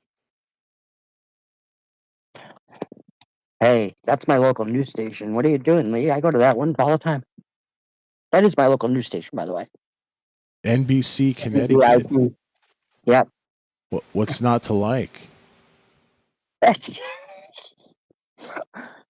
Don't you want to know who got engaged in front of Stephen King's house? I mean, today, I assume that has to be a long list. I'm interested why a couple from, I really hope a couple from Brazil, they're just huge fans of Stephen King, so they traveled to his house in Maine. I really hope it's not like, well, a couple from Brazil had their car break down in Maine, and they walked to the nearest house, and the guy was like, well, I was going to propose at dinner tonight, but I guess I'll just, oh my God, is that creepy old man looking at us through the window Stephen King? Yeah. He doesn't live there anymore. That's kind of a misnomer. He owns the house still, but he doesn't live there anymore. He lives in I Florida thought now. Stephen King loves Maine. He doesn't actually, all his books take place in Maine. They do. Well, no. Most of them do. Like, The Shining starts in Maine, but ends in Colorado. That hotel is in Colorado. So it depends on what Fair. Yeah. which book. Fair.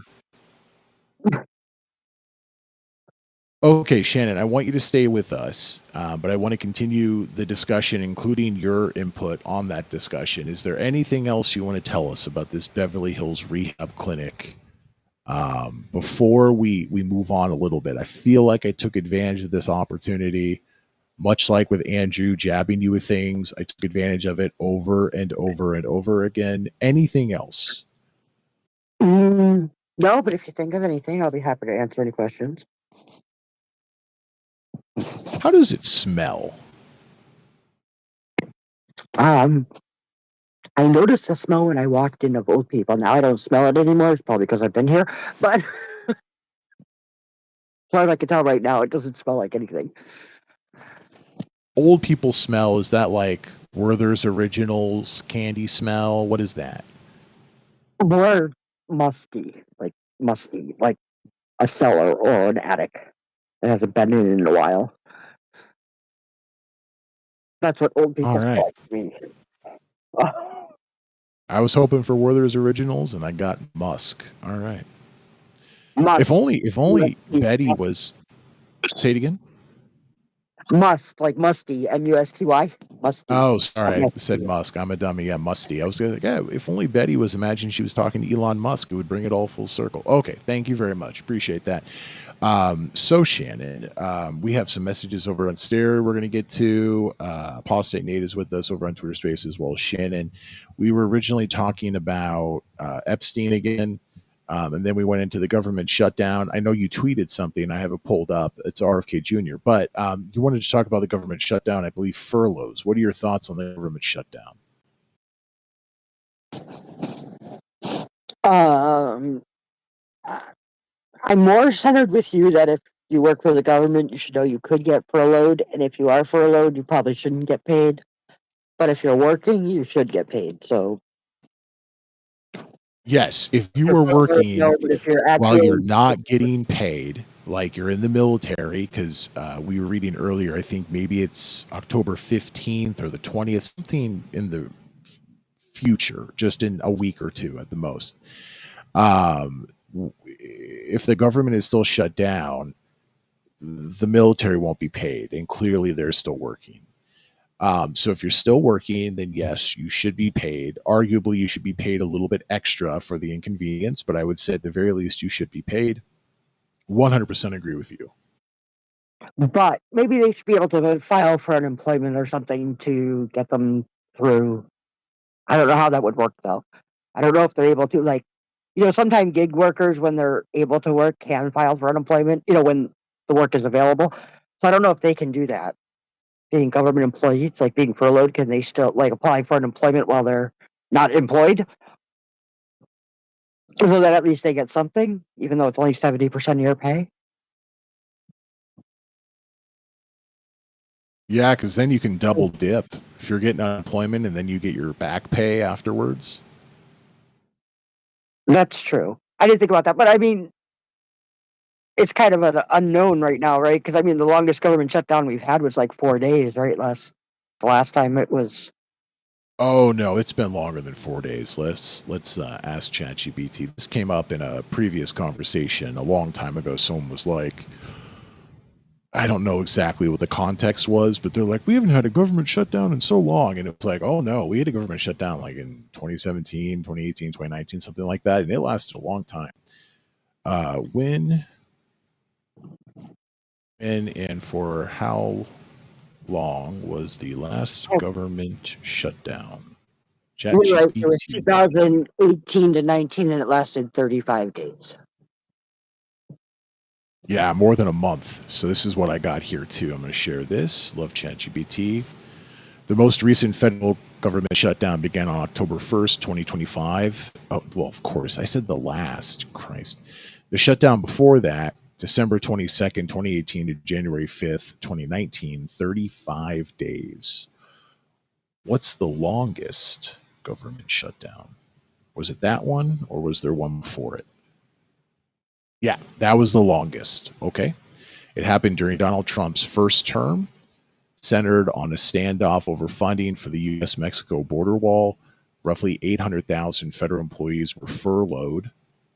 So they didn't work or worked without pay, but I think all of them received back pay, if I remember correctly.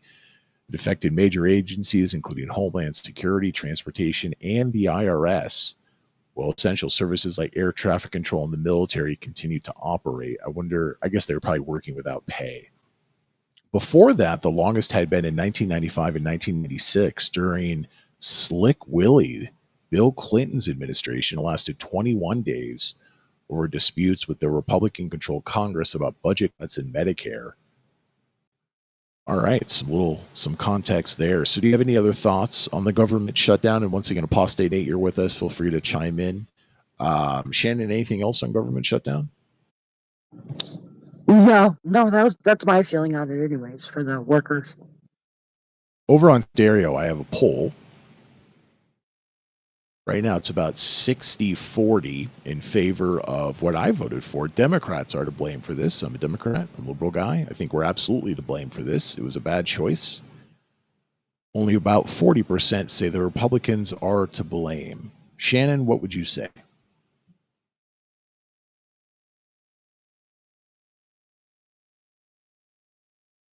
Sorry, X was giving me cannot retrieve messages and was blocking my microphone. No, I think the government or the Democrats should not fold on this. They should definitely hold it up. But that's not your question. Yes, it's the Democrats' fault. But yes, I think they should be doing it. That's fair. That's some context. So I would say it's the Democrats' fault. Clearly, they are causing this. Now, you can argue the Republicans are causing it with irresponsible government legislation, but the Republicans are the one, or the Democrats are the ones who are holding the key votes, keeping the government closed. So that's why I say it's their fault.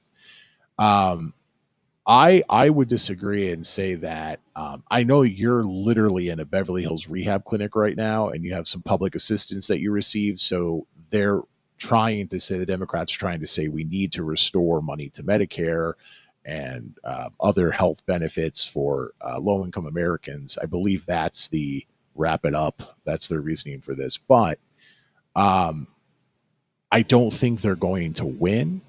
I think that this makes them look terrible at a time when they already look pretty bad. And this is going to hurt people.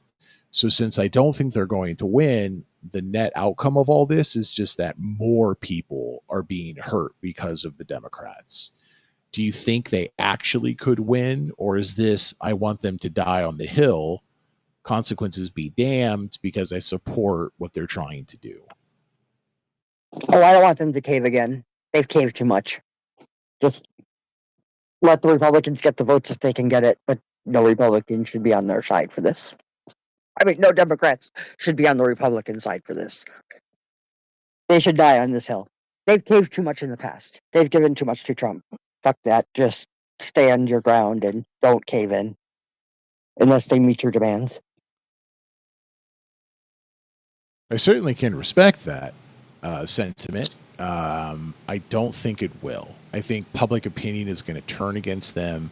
The Democratic Party right now might as well be run by idiots, because I think you'd have about the same end result of what we've gotten recently from the Democratic Party. So I'm less optimistic, but I hope that you are correct and they get something out of this, because at the very least, the government is shut down. It's going to be shut down at least 2 weeks, if I read previously, because of the way votes work.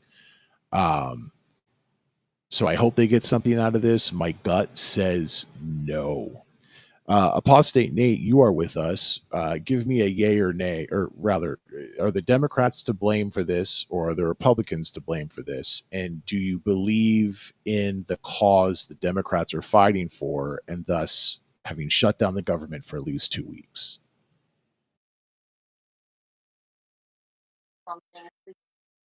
A lot of that, Lee, it hinges upon the GOP complaint about, a ton of social services going to illegal aliens in the bill. Republicans have a history of just outright lying about this.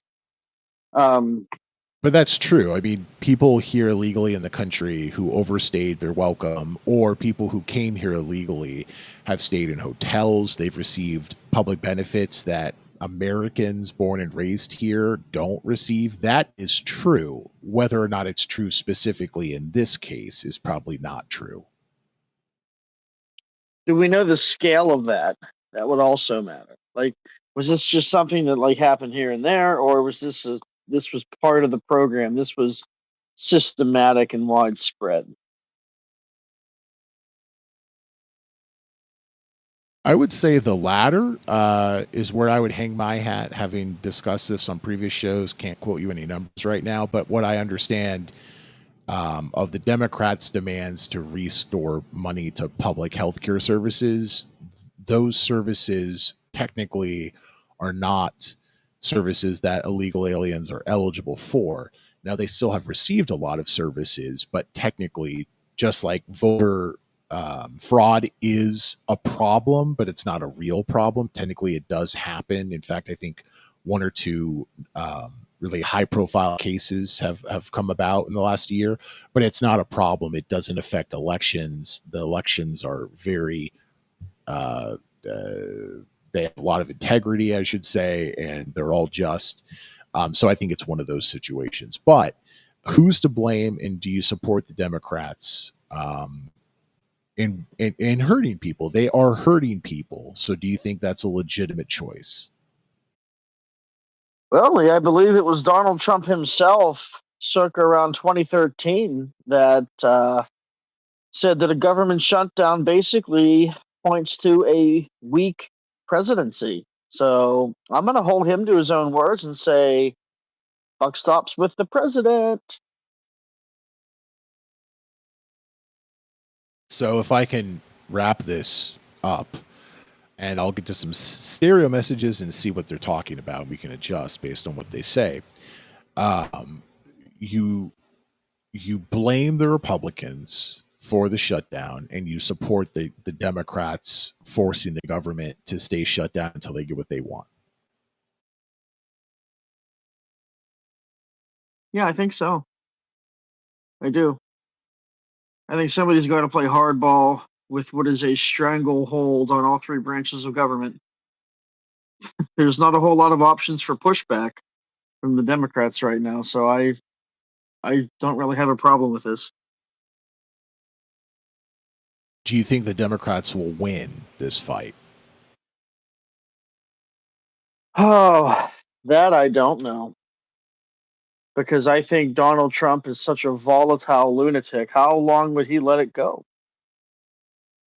I don't know, Lee. I'm going to say it's a coin flip.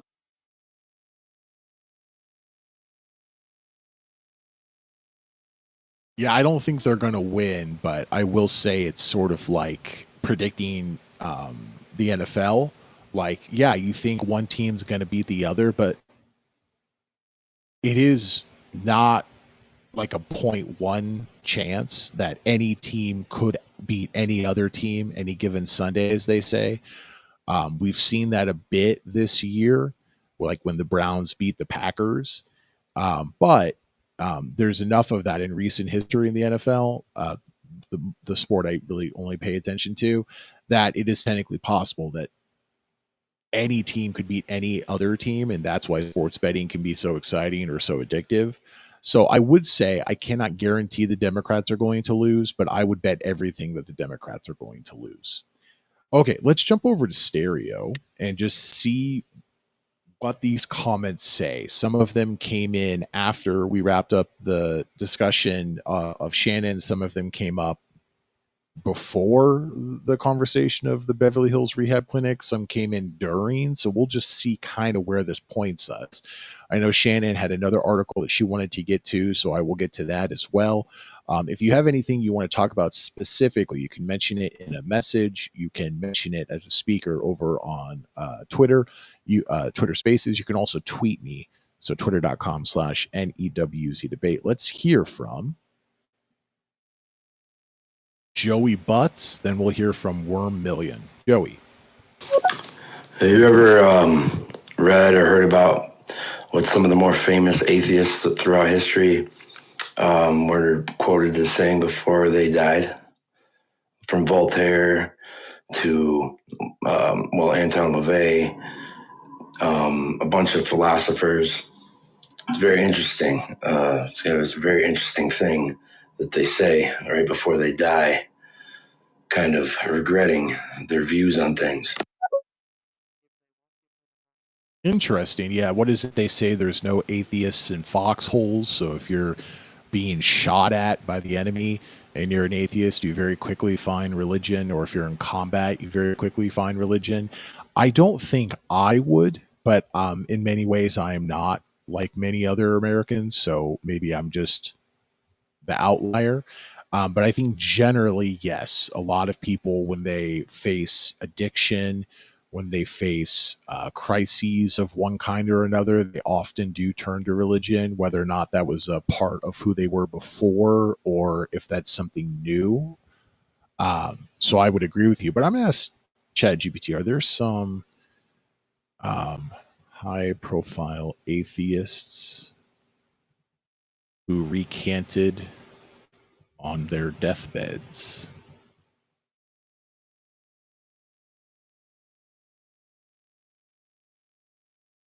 Sharing I ChatGPT know that. now over on twitch.tv/NEWZ debate and rumble.com/user/NEWZ debate.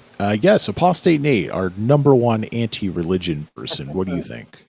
I was gonna say, I don't know about the deathbed confessions you're asking, but I know that on his deathbed, the writer Oscar Wilde pointed at the wallpaper in his room and said, "Either this wallpaper goes or I go."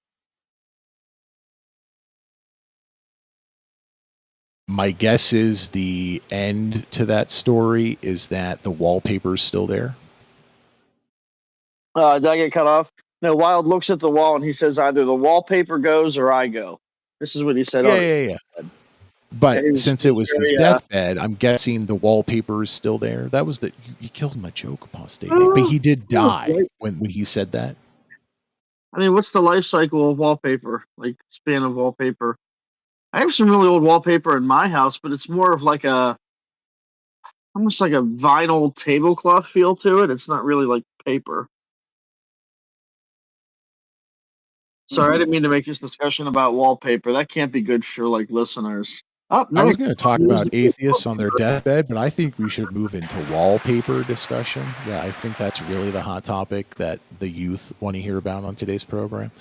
Okay, so ChatGPT says there are rumors of that sort, but when you dig into the evidence, the supposed deathbed conversions of famous atheists almost always fall apart under scrutiny. So here are examples.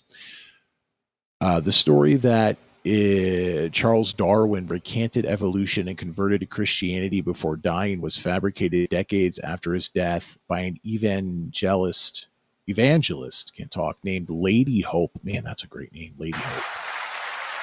Darwin's family and his historical records make it clear that it never happened. He died peacefully, still holding his scientific views. So here's Voltaire.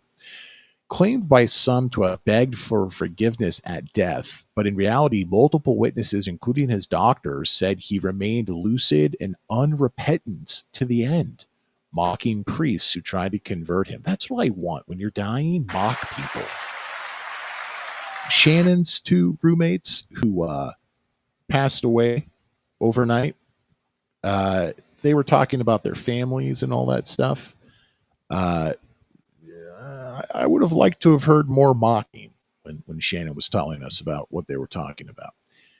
David Hume, another favorite of the he converted rumor mill, eyewitnesses, including Adam Smith, reported that Hume faced death calmly and consistently with his skeptical philosophy. Christopher Hitchens, before he died in 2011, he explicitly warned that if anyone claimed he'd converted, it would only be due to the ravings of a dying man or manipulation. True to his word, no credible evidence has ever surfaced that he recanted. There are a handful of less famous cases of people who did change their beliefs later in life, not so much on their deathbeds, but after long reflection, but none of the classic intellectual atheists did. Okay. Thanks, ChatGPT. Appreciate that. Let's see here. Was there anything else we needed to do? No, let's try to go through these stereo messages. Let's hear now from Worm Million. Oh, I'm sorry. Is that Wait, Shannon? there's one more, Anton LaVey, because he mentioned it specifically, so I looked it up. And Anton LaVey was famously the guy who started the Church of the Satanic Temple. And no, he did not convert on his deathbed. His daughter was there with him, and he was unconscious for days and never spoke. So no, he was not converted either, and he didn't say anything about. There's a rumor that said his last words were, "Oh my, what have I done?" That were supposedly is there's something very wrong. There's something very wrong, and all those are unfounded. His daughter that was there spoke out about it in 2024. So no conversion there. Even if they were true, I just assumed he would have needed a change of pants, right? He'd be like, "Oh no, what have I done? It's all wrong. It's all." I feel like get him some Dockers. I feel like that's all that he needed at that point. Is that the same church that goes around and gives blessings at like city council meetings and gets statues erected in government buildings? No, No, different Church of Satan. Different So are satanic. these people who actually believe in Satan? They believe that not specifically in Satan, but they believe in Satan's ideals. So they believe that you should fornicate with everyone and do whatever you want, basically. More that there is no Wow. God or These Satan. are like organized 60s and 70s rock stars who started a church. They're like, hey, man, I don't play Basically, that's when tunes they started anymore, it. but I I think it want was. to bang my way through life. I think it was like 63 when like 1963 when they started it. Let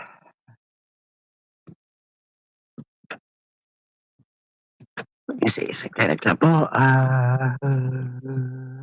Well, that's like free love and marijuana. 1966.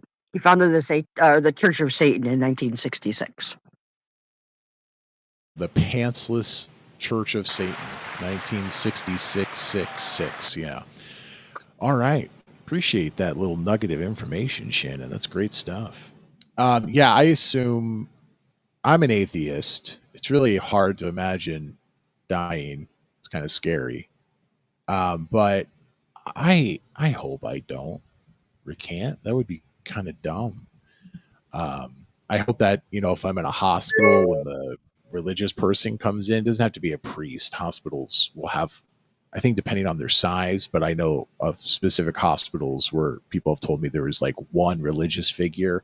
And unless you specifically have someone come visit you because you want your specific brand of religion, they just have one person who comes in and does that. I hope that if that person comes in, I say, hey, how you doing? Hope you're well. Go help somebody else who needs it. I really hope that's what I say. All right. Let's keep the train rolling. Let's go. We heard from Joey Butts and Worm Million. Let's go back to Joey Butts. Great name. I'll say my grandma, before she passed away, uh, my grandpa, my mom's dad, like died when she was like 8, so I never met him. He was long gone. But she never talked about my grandpa. And right before she passed away, she started talking about him a lot. And it was just, I don't know. And she wasn't an emotional. She was a tough lady, so she didn't get very much. But she was very emotional, all like right before she passed. And I remember she kept saying she wanted to go home because at that point she was bedridden, but she had all her faculties as far as like, she had it going on upstairs still. She would say, I want to go home. And like the last time I saw her, I said, Grandma, go home. That's all. I don't know why I brought, but she went home, man. Hey, that's a nice little story there, Joey Butts. Appreciate that. Grandma Butts, Beatrice Butts. I hope she had a B name. Brenda Butts.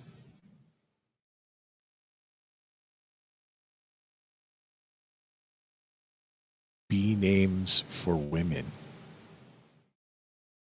Husband certainly had to be William or otherwise Billy Butts. Yeah. Okay. Yeah, I mean, I can imagine for most people when, like Shannon said, with the two women who passed away over night in her room.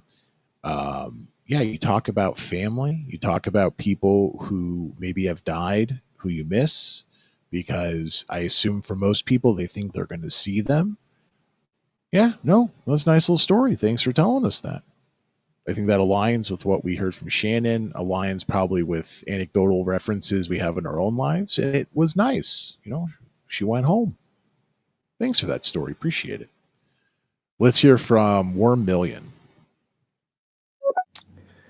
Hey, what's up, Lee? Checking out your poll here. Government shutdown, Dems' fault, Republicans' fault. I'm gonna vote Republicans' fault because I feel like that's gonna piss people off more. No, I'm gonna change my vote. I'm gonna go with Charlie Kirk's fault. Final answer. Wow.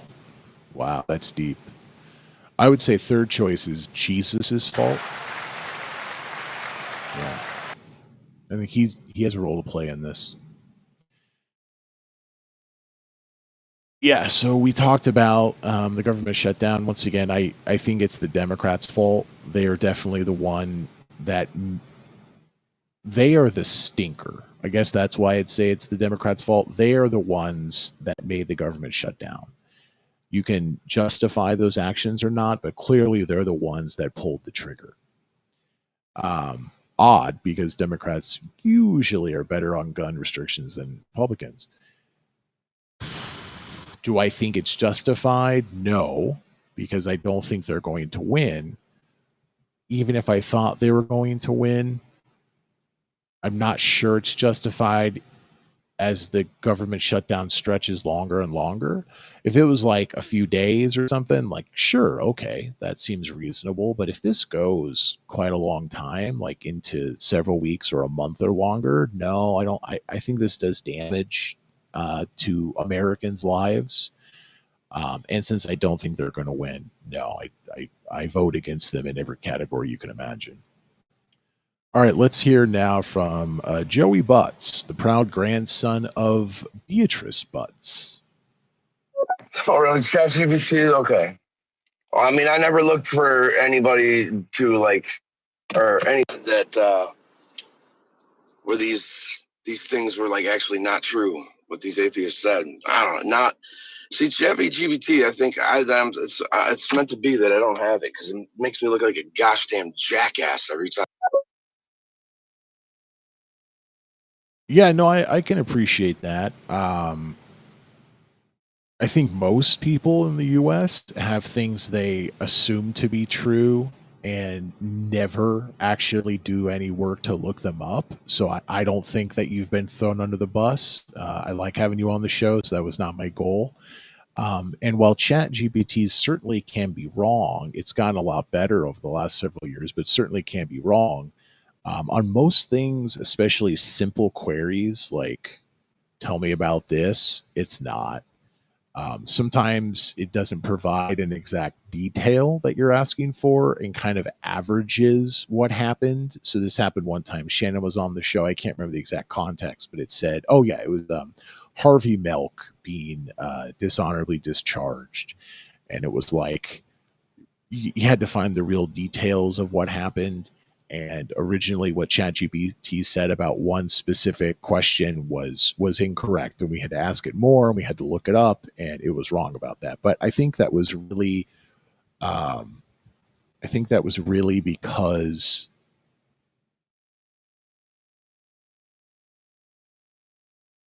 I think Twitter Spaces may have froze, so I'm going to reset it. I think that was because it was just kind of averaging all the information. And so it wasn't that it didn't know the information. It was just that it was sort of averaging it out and giving us a general picture. I'm going to reset Twitter Spaces, and hopefully we can bring that back. We've been going 2 hours, but we have a lively discussion, so I'd love to continue that.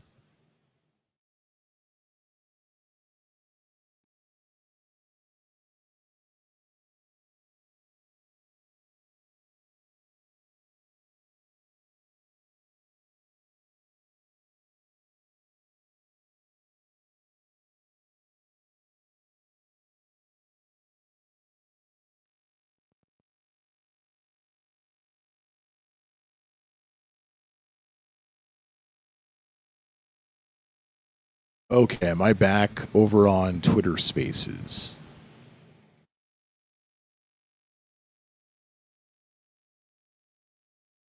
Great. We got a thumbs up and a heart from Shannon. It does not show that my mic is actually working, but you can hear me? I can hear you now. I couldn't hear you before. That's why I dropped down and came back up. Yeah, thanks. No, that was something with my phone, and then I reset it. So even though I'm not getting any audio waves under my my avatar, my profile pic, okay, it's working. So we'll take the win. Yes. Okay, great. So that was Joey Butts. Let's hear now from Worm Million again on stereo. I just want to clarify that I am not one of the beautiful people in Beverly Hills. Drove there with my girlfriend to pick up her check from her lawyer, who happens to have an office in Beverly Hills, which is wild. I don't fit in, but man, is it beautiful.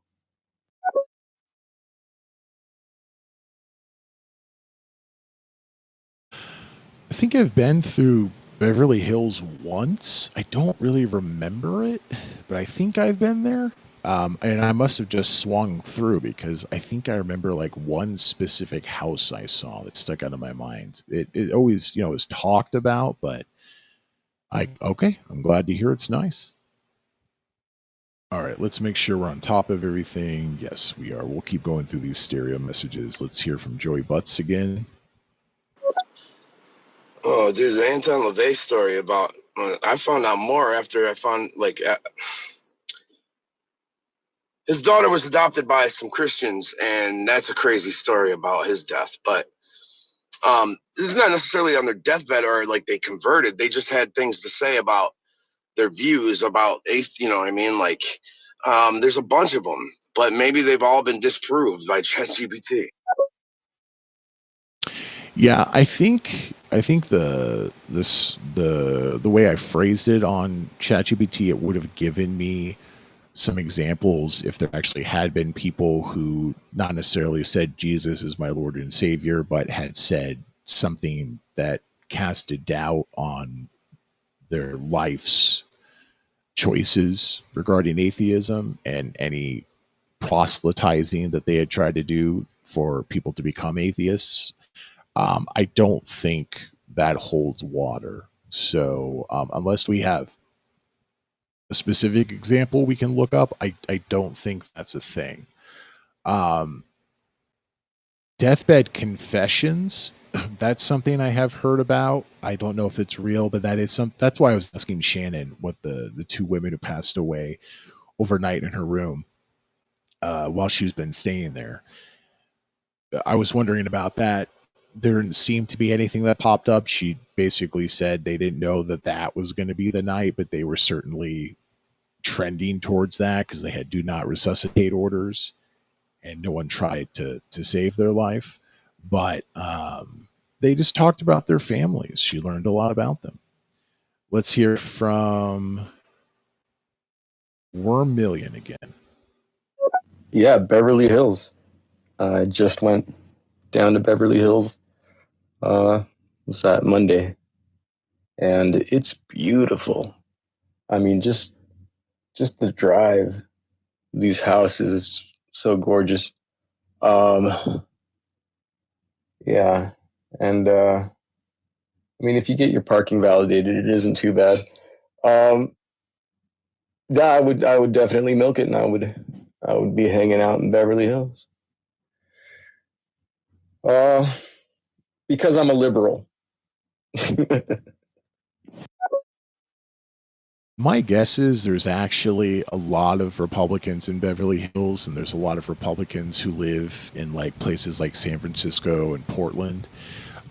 They're just not so active on those ends of things. Anytime you have that kind of wealth, you can't just have straight liberalism. It changes you. Um, Sometimes people can get more liberal the longer they're rich or the richer they get. And so it can change you in the opposite way. Like, look at Bill Gates, the Bill and Melinda Gates Foundation, how much good work they've done and how many billions of dollars they've donated. But I think generally that's not the case. And I don't know specifically about Bill Gates. He may have been kind of liberal his entire life and then just had the money to kind of work on that with other people.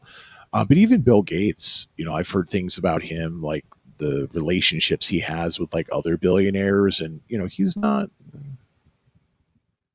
straight flower power. He's done a lot of good, but once again, when you're rich, it changes you.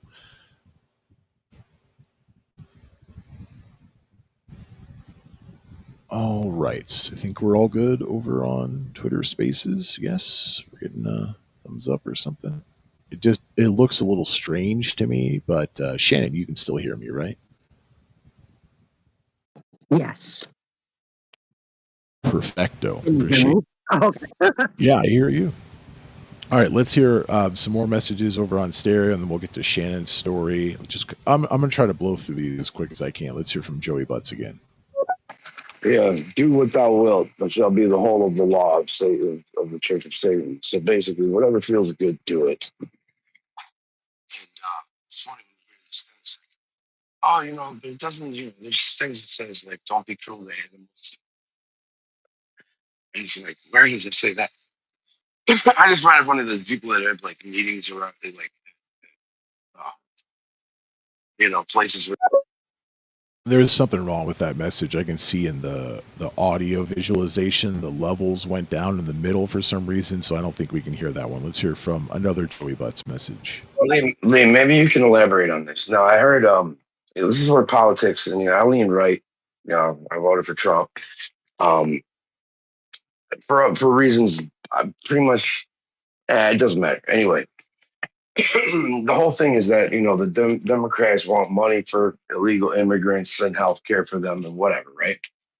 Well, I don't believe everything I hear, and I don't think it's so black and white like that. So when I hear from Republicans and Fox News people, it's like the Dems are not just they're just not playing ball, and they don't want that to just agree to extend it and have the same budget or whatever. But Jake Tapper was talking to that Hakeem Jeffries, whatever that dude's name is, and I think he said the quiet part out loud in a way where he was like, the Republicans claim that you want health care for illegal immigrants, and he's like, that's a lie. But he's like, but it does say here, like they wrote it in a way that kind of disguises it. And Tapper kind of like opened it up. So, from what I understand, the Medicare, Medicaid money that the Trump administration has taken away, Congress has taken away, whatever the action was, that was not for illegal immigrants. That was for Americans. Illegal immigrants are not eligible for that money, and Democrats want that to be returned. However, it is 100% true that illegal aliens in the United States, both people who crossed illegally and people who overstayed their welcome for a very long time, but it's become more high profile and perhaps even more common in the last couple of years, have received benefits from the government that Americans are not eligible for. You do not see this being handed out to Americans. And there's countless examples of this, staying in very expensive hotels in New York City, getting healthcare, all those different things, getting free translation, getting free rides, places, that sort of thing. That's all true. That is not specifically what Democrats are asking for, but I think it is fair to say that Democrats do support that. So Republicans are lying when they say that that's what Democrats are asking for, but they're not lying when they say that that's what Democrats stand for. So those are two different things that are related, but they are very different. Okay, let's hear from. Yeah, we'll take one more Joey Butts comment, and then we'll bank the rest of them, and then try to go back a little bit to talk about the government shutdown, and then we'll also get to Shannon's story. Joey Butts. It's funny. There's a Beverly I live in Southeast Michigan, like Detroit area. So I grew up in the suburbs, but I'm near Detroit. But there's a neighborhood called Beverly Hills out here, and they try their hardest. I tell you, it's like a nicer neighborhood and stuff too. But it's like, dude, you're so friggin' like, it's pathetic to me. I feel like they're just trying to be the real Beverly Hills, and they can't friggin' pull it off. That's a nice little nugget of information. Appreciate that. Yeah, like every state seems to have like a Pleasantville or something like that. Like there are just names that every state has. I mean, like, you know, there's a Washington State, of course. So Washington State in Washington D.C., but there's like cities names Washington. Like, you know, there'll be like Oklahoma, Texas, or something like so. A state name inside of a state name as a city inside of another state. So yeah, there's a lot of bleed over, but I do like the idea of Beverly Hills, Michigan. It's a little counterintuitive, right? Okay. So we got some more messages on stereo, but we've caught up with all the ones that were old. So I'm going to let those build up a little bit and then check back in with my patreon.com/NEWZ debate supporters, Shannon and Apostate Nate over on Twitter Spaces. If you want to speak with me live on Twitter Spaces, but you're over on stereo, just jump over to twitter.com/NEWZ debate. And we will throw you up. And if you want your stereo messages to go first, or if you want your request to speak on Twitter Spaces to go first, support me over on patreon.com/NEWZ debate. That's a value that I give to the people who make me feel very appreciative to have people throw me a little bit of cash for the content that I would produce for free, and often throughout the multiple years I've done this show do produce for free. But Patreon is what it is, and if you want to support, it would be great. Let's check back in with U.S. President Donald Trump. So, Mr. President, who's to blame for the current government shutdown? The Democrats. They are the ones who refuse to give me the funding for my wall. I need that wall to protect our country from illegal immigrants and criminals. If they won't give me the money, then the government will remain shut down until they do. So if I remember correctly, I think this fake AI Donald Trump is talking about the government shutdown from his first administration, which that was about money over the wall. Give AI a few days, maybe it'll catch up to the current one. It's still fresh. It's a fresh wound. Okay, Shannon, you tweeted a story, right? It's about RFK Jr. I did. So, Health Secretary Robert F. Kennedy Jr., this is from CBS News, suggests there may be a link between autism and circumcision. Thank God. While reasserting the proven theory that Tylenol causes the disorder, and medical experts are pushing back against the claims. Kennedy stated during a cabinet meeting yesterday, there's 2 studies that show children who are circumcised early have doubled the rate of autism. It's highly likely because they are given Tylenol. Oh my God, they're connected. Circumcision gives you autism, and if that didn't do the trick, that Tylenol they give you to shut that crying baby boy up, oh yeah, that's definitely going to do the trick.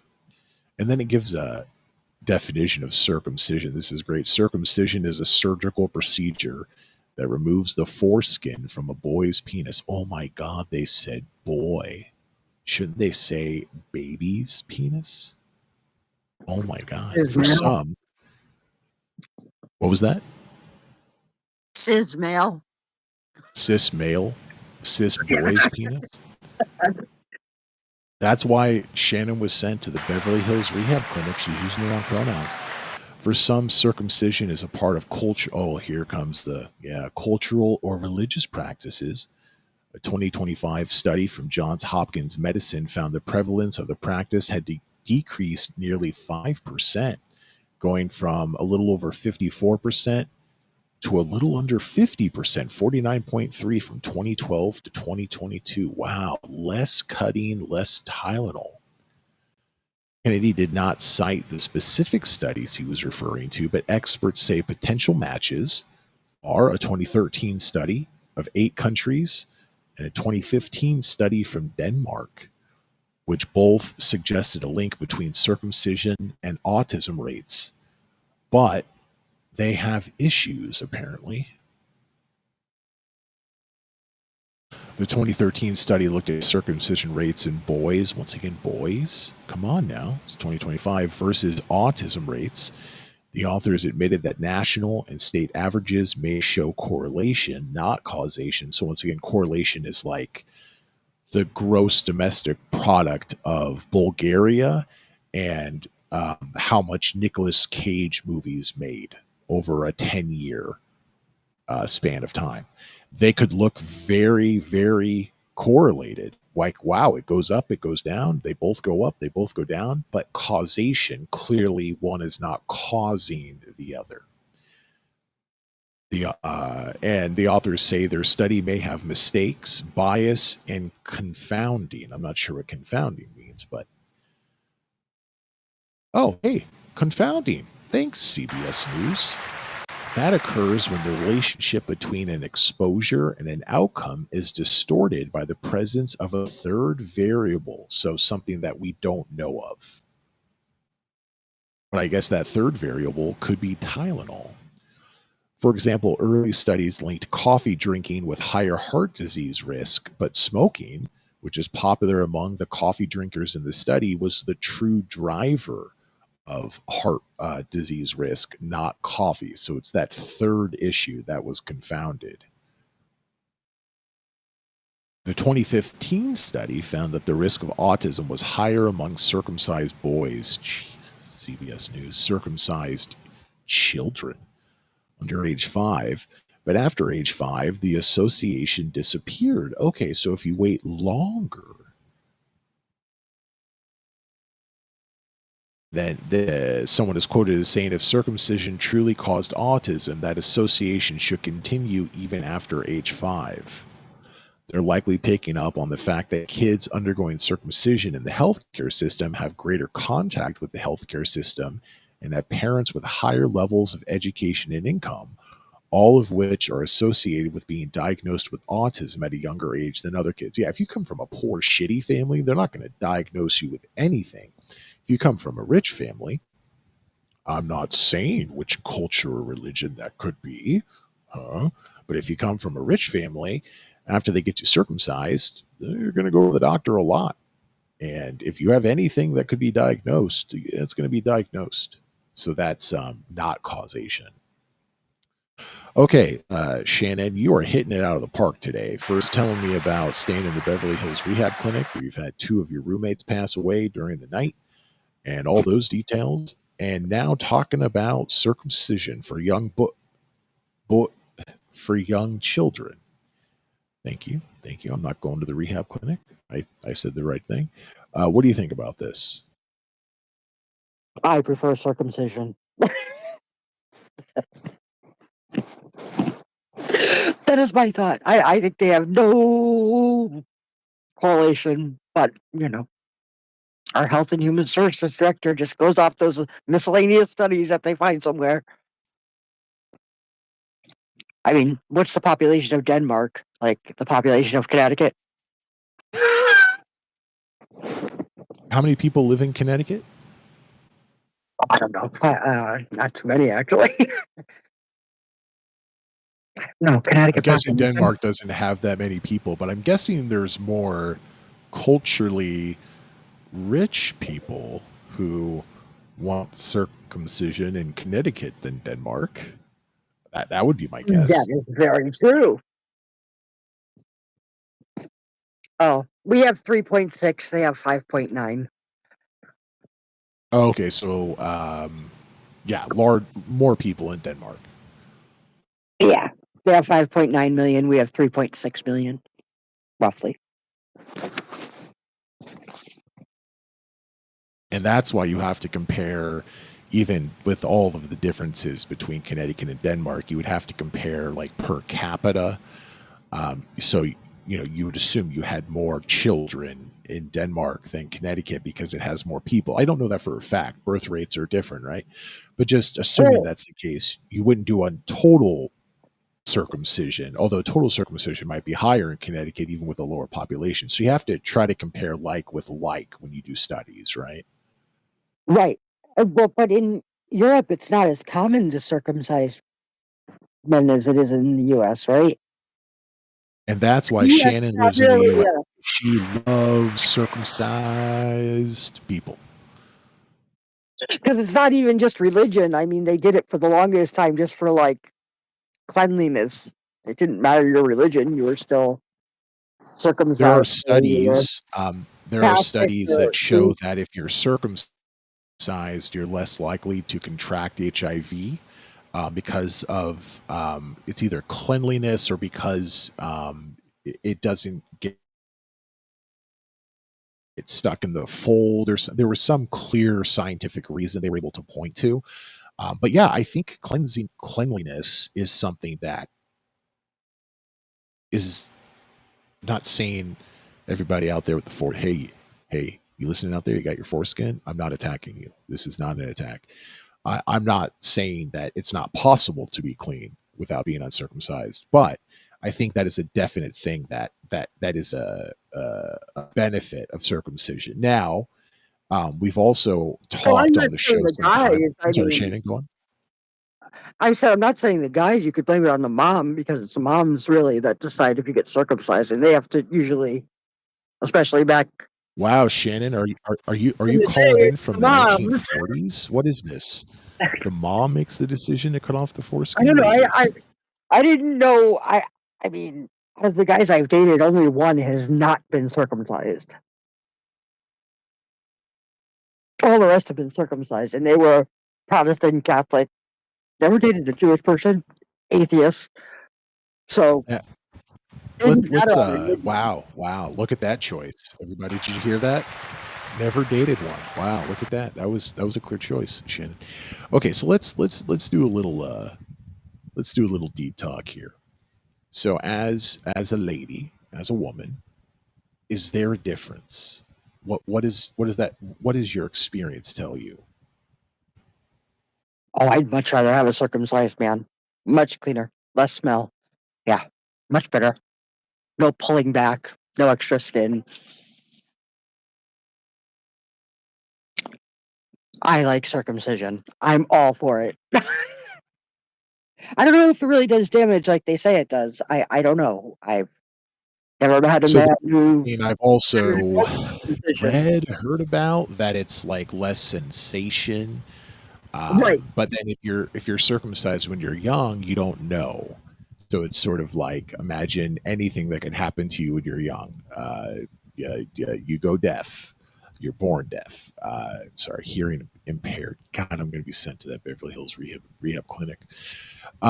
Something that happens to you that makes you different than the average person or makes you different than your biology has prepared you. So clearly removing skin, even if you live in a country where your average male is circumcised, if you're removing skin, that's not part of your biology.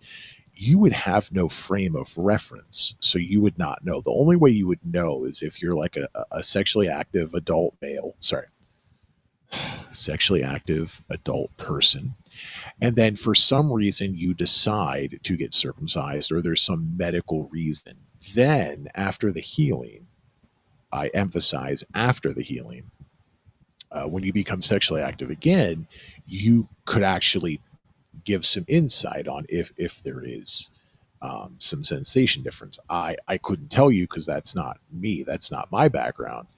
But that's something that I've also heard either anecdotally or I've read that. I can't exactly cite where I'm drawing that conclusion from. But we just heard it direct from Shannon. She prefers the cut. She's definitely pro circumcision. Apostate Nate, your hand is raised proudly. I want to hear your thoughts about this. What do you think about circumcision? And then Uh, we can talk about also circumcision related to autism. I don't see a connection to autism, but I'm perfectly fine Yeah, with more studies I being done. I don't really care about that topic at all. It is what it is, and it definitely doesn't cause autism. Um, that's my opinion. Now, Apostate Nate, But you have children, right? Would you yes, encourage people, or have you gone through with the circumcision if you have yeah, child, not a boy, we a have. child? We just I don't know. Just I guess we just did it because that's what they seem to do. So we were like, all right, go ahead, Rabbi, do your thing. Did you actually have a rabbi do it? I thought that was only for Jewish people, or can you like pay a rabbi Well, to circumcise I your son? think it was a Jewish doctor. That was the impression I got. Like I Well, definitely got the impression I that don't whoever want to did it play had I don't want to had play some. stereotypes, but if I just randomly went up No, to a no, no, no, doctor, no, that no, no, might no. also be the case. Not not a stereotype. I just remember there being a way, the way in which he presented himself, that like carried himself to like a member of clergy almost. But it's been a long time, Lee. I'm really reaching for that memory. I'm trying to think of like the proud parents, apostate Nate and the mother, and they're holding the baby, and then the doctor walks in. and you just hear like stereotypical. I'm not even sure what that music's called. The guy walks in with like the curls and the yarmulke, and he's like, "Hey, how you doing, Doctor Shmulevitz here Calling at your your mother. service?" Okay, come on now. Oh, that's great. Okay, so but you're not. Oh, I'm sorry, Pausine. You should probably mute yourself. Um, uh, Hold on so one that second. was like a I'm that putting was out like a fire in the house. yeah. Don't worry about it. So that was just the default, but you're not certainly on one side or the other. It's just that was the decision that you made, and up until recently, that would have been your majority decision. It was a small majority. It was like slightly above 50%, and now it's slightly below 50%. But there has been that change in about the last 10 years or something like that. But that's, of course, very different than talking about autism with circumcision or autism with Tylenol that a young child may be given after circumcision.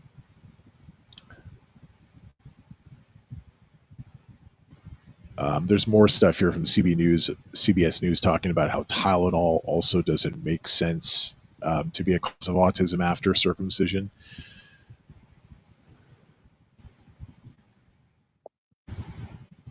Okay, so Shannon, you're not a big fan of Robert F. Kennedy Jr. in general, right? So this is just yet another strike. No, he's a serial killer. I told you. He's our first serial killer fucking HSS representative. You don't cut off the Well, head he's a of the whale serial killer in of front of your bears, daughter. not people. He's not Cut off the head of Dexter. a He doesn't murder whale, a people. dead whale. You don't cut off the head of a dead whale and put it on top of your car in front of your daughter, or carry around a dead bear. That's freaking weird. I mean, that's weird, Shannon. But what about the 83 children that died after he went over to like Indonesia or whatever and That too. created some serious vaccine hesitancy? That guy ought to be strapped to a rocket and launched into outer Wait, space. what? Wait, he went. Sorry, he went to Indonesia and killed 83 children. I don't know this story. What is this? Oh, he did he did a big non-vax thing in the whole country, turned non-vax, and it killed a bunch of kids. He did his whole non-vax Oh yeah, I thing. mean that's the sort of murder he does here in the United States. Sure, I mean he tells people not to get vaccinated or gives some people some hesitancy, and then yeah, we have bad outcomes. But for him specifically, I know he has some interesting beliefs, and I still do believe. I still do believe he thinks he's doing the right thing. I think RFK Jr. wants to help people. I think his heart is in the right place. He's just very misinformed. So I still do have a soft spot for him. But if any Republican were in his position, it might be a little less crazy with less brain worms and bear in Central Park and the dead whale and stuff. But no Republican is going to publicly in that role. A Republican that the Trump administration would put in that role is going to tell people to go get vaccinated.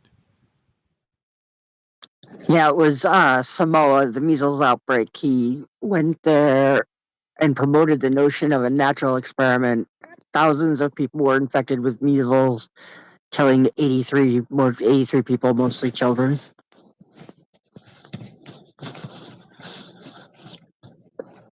All right, you have piqued my interest. I'm gonna ask ChatGPT. Did RFK Jr. 2019, Samoa, SAMOA, measles outbreak. Yeah, Samoa. There's a bunch of NFL players from Samoa. I'm familiar with it.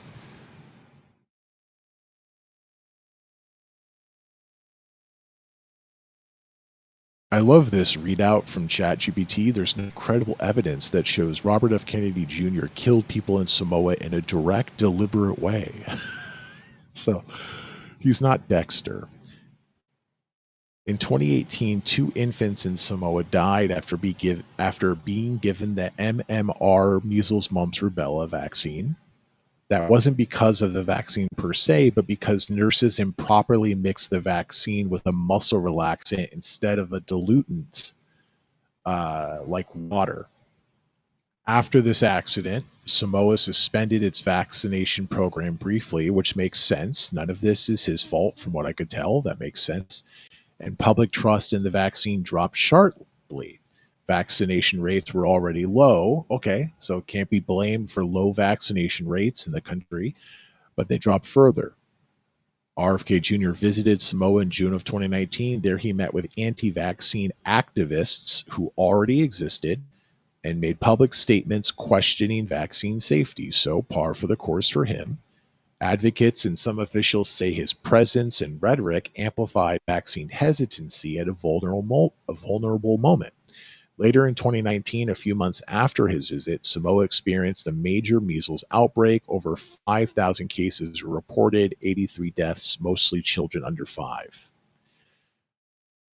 So what's alleged versus proven? Some say that RFK Jr.'s anti-vaccine rhetoric before, during, and after his visit contributed significantly to the drop in vaccination rates, which made Samoa more vulnerable to the outbreak. The claim is that had vaccination coverage been maintained, fewer people would have died. That implies he bears some moral or causal responsibility for what happened. But what's not proven is that he intentionally caused harm or has legal liability for those deaths. There are many contributing causes, missteps in vaccine preparation that happened before he got there, pre-existing distrust that happened before he got there. There are public health infrastructure issues in Samoa. Experts, including those in Samoa, seem to agree that the situation had a lot of factors, not including RFK.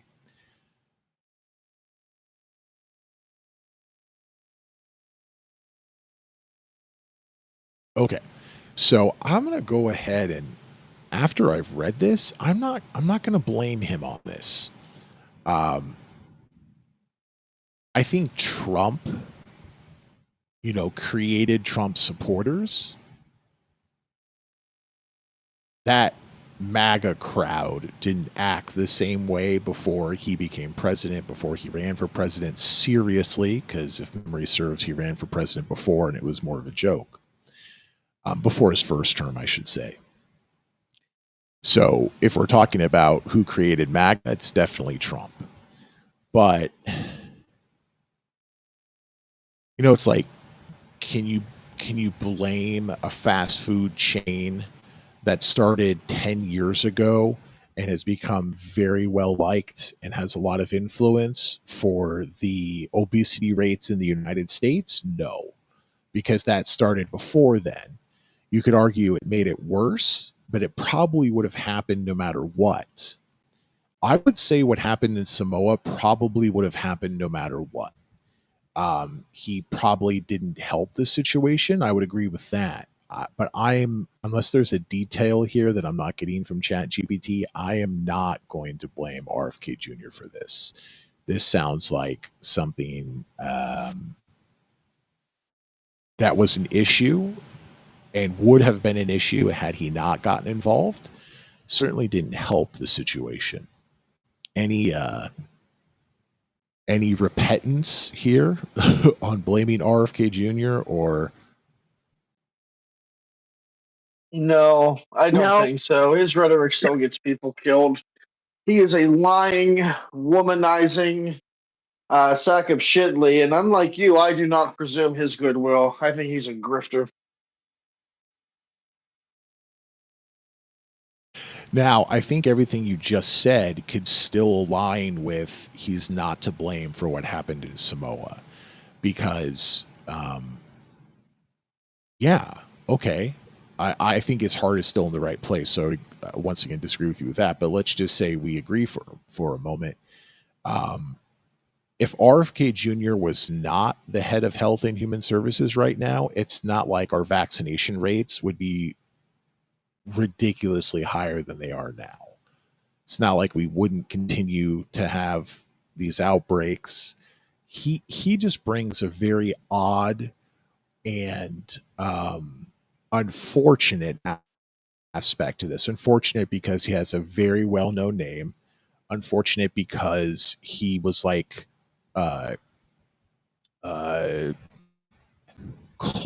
climate nature preserving lawyer. I can't remember what that's called. I mean, he like his background was that he was a lawyer trying to like help the environment. And so with that background, you wouldn't expect to hear what he says. And it's also odd, weird because of his crazy voice, which I know is not his fault, but it's still there. And the way he goes about it, he's a very healthy person. I mean, he is jacked, he is super fit. And he says some things that I can get behind um, and makes sense. But then other things he says are just like the complete opposite of what we would expect someone in that role to say. So I think those factors make his words more noticeable, and he certainly gets covered more in the media than someone else in that role who said basically the same thing but in a more traditional way would. I'm not sure where I'm going with this, but I think that's what RFK brings to the table. So we heard from Nate. He's still thumbs down on everything RFK. Shannon, still thumbs down. He killed 83 people in Samoa.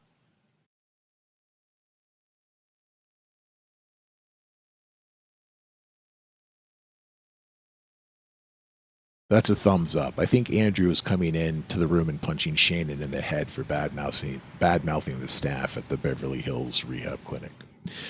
Okay. Andrew is So in that the was room, that. and he says no, circumcision does not cause autism. Andrew, look at that. Andrew, best of luck on your upcoming nuptials. You sound like a good guy. Shannon likes you.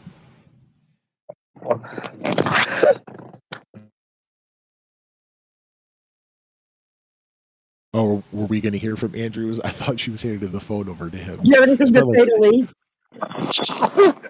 He doesn't have anything to say, Lee. He's shy. That's fair. That's all right. I feel like, Andrew, that's a good choice. You don't need to say anything. I'm glad you're taking care of Shannon. Please make sure that she recovers as much as she possibly can under your care. Appreciate you. Yeah, that's a smart choice. Yeah. You're talking to someone on Twitter. He wants me to just, no, I'm okay. I'm good. I don't know how to say anything. Smart choice, Andrew. I know you're young, but you got a good head on your shoulders. Okay. So let's jump over here to stereo. These messages may or may not have anything to do with what we're discussing now. Let's hear from Joey Butts again. You know, it is fascinating because I guess that is the great unknown, right? We don't know what well, people have had, you know, like, oh, I saw a light and then I came back into my body, you know. I almost died, or I was dead for like 10 minutes and I did, you know, this happened. But it's quite fascinating when somebody either realizes or is at that very brink of like, this is it. It's done with. You know what I mean? It's crazy how you don't think about it, but like when it does happen, I don't know what I'm just hoping I can get a couple pieces of pizza. You know what I mean? From Buscemi's that down the street here, local place that has the best pizza in the world. You hear that? If you're in Beverly Hills, Michigan, check out that pizza. Yeah. So there have been a lot of books written about the shiny white light and all that stuff from people who say they experienced it. I think one was even like a young child who died for a certain amount of time and then came back and was like, "Oh, I saw the light." You know, you can choose to believe this or not believe this, but I believe, um, without saying proven, I believe that medical science tells us that that is lack of oxygen going to your brain, and it can kind of be recreated in a lot of ways and explained pretty well with that idea. And so, you know, it just goes back to faith. I'm an atheist. And so when someone says, well, I believe in God, if they try giving the Bible as proof of that, and they won't agree that like that doesn't work, then okay, I think just tell me your thoughts and there's not much more I can say. And I really appreciate hearing your perspective. But if we're going to be logical about this, like, doesn't that make sense? That is, it is literally, your body shutting down. Um, there are a lot of ways to create that sort of, do we call it drugged out experience? Whatever it is, I've gone under general anesthesia for something in the hospital or a doctor's clinic, and I remember while it's happening, I remember like being out of my mind, and then when I wake up, I remember that I remembered being out of my mind, but it's sort of faded, and so I just have the memory that I remembered what it was like. That's that, right? Isn't that? Apostate Nate, our resident anti-religion person. Yes, your hand is up. Yeah, Lee, I was just saying that I have to bounce. I have to do some family time here. If we had gone on a little bit longer, maybe we can pick this up at the next discussion. There's a headline in the Wall Street Journal about Denmark buying $8.5 billion worth of defense equipment. I think fighter jets and stuff like that, citing concerns over China and Russia. And of course, this has to be some sort of a symbolic middle finger to Trump, saying, come and get Greenland.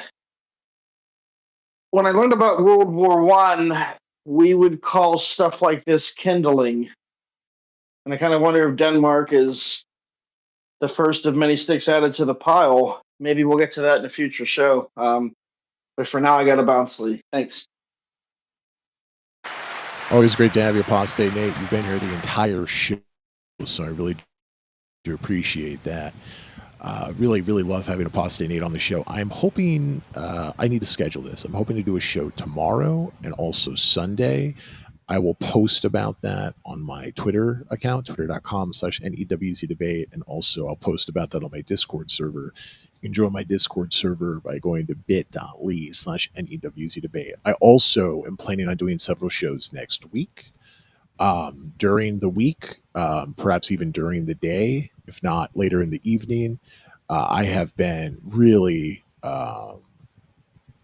balls to the walls with work the last several weeks, so I'm taking a little bit of time off. So hopefully I'd like to do that. But check out Discord and Twitter for those official updates. I try to post it at least a day in advance. In fact, I think I always post it at least a day in advance, sometimes 2 days in advance.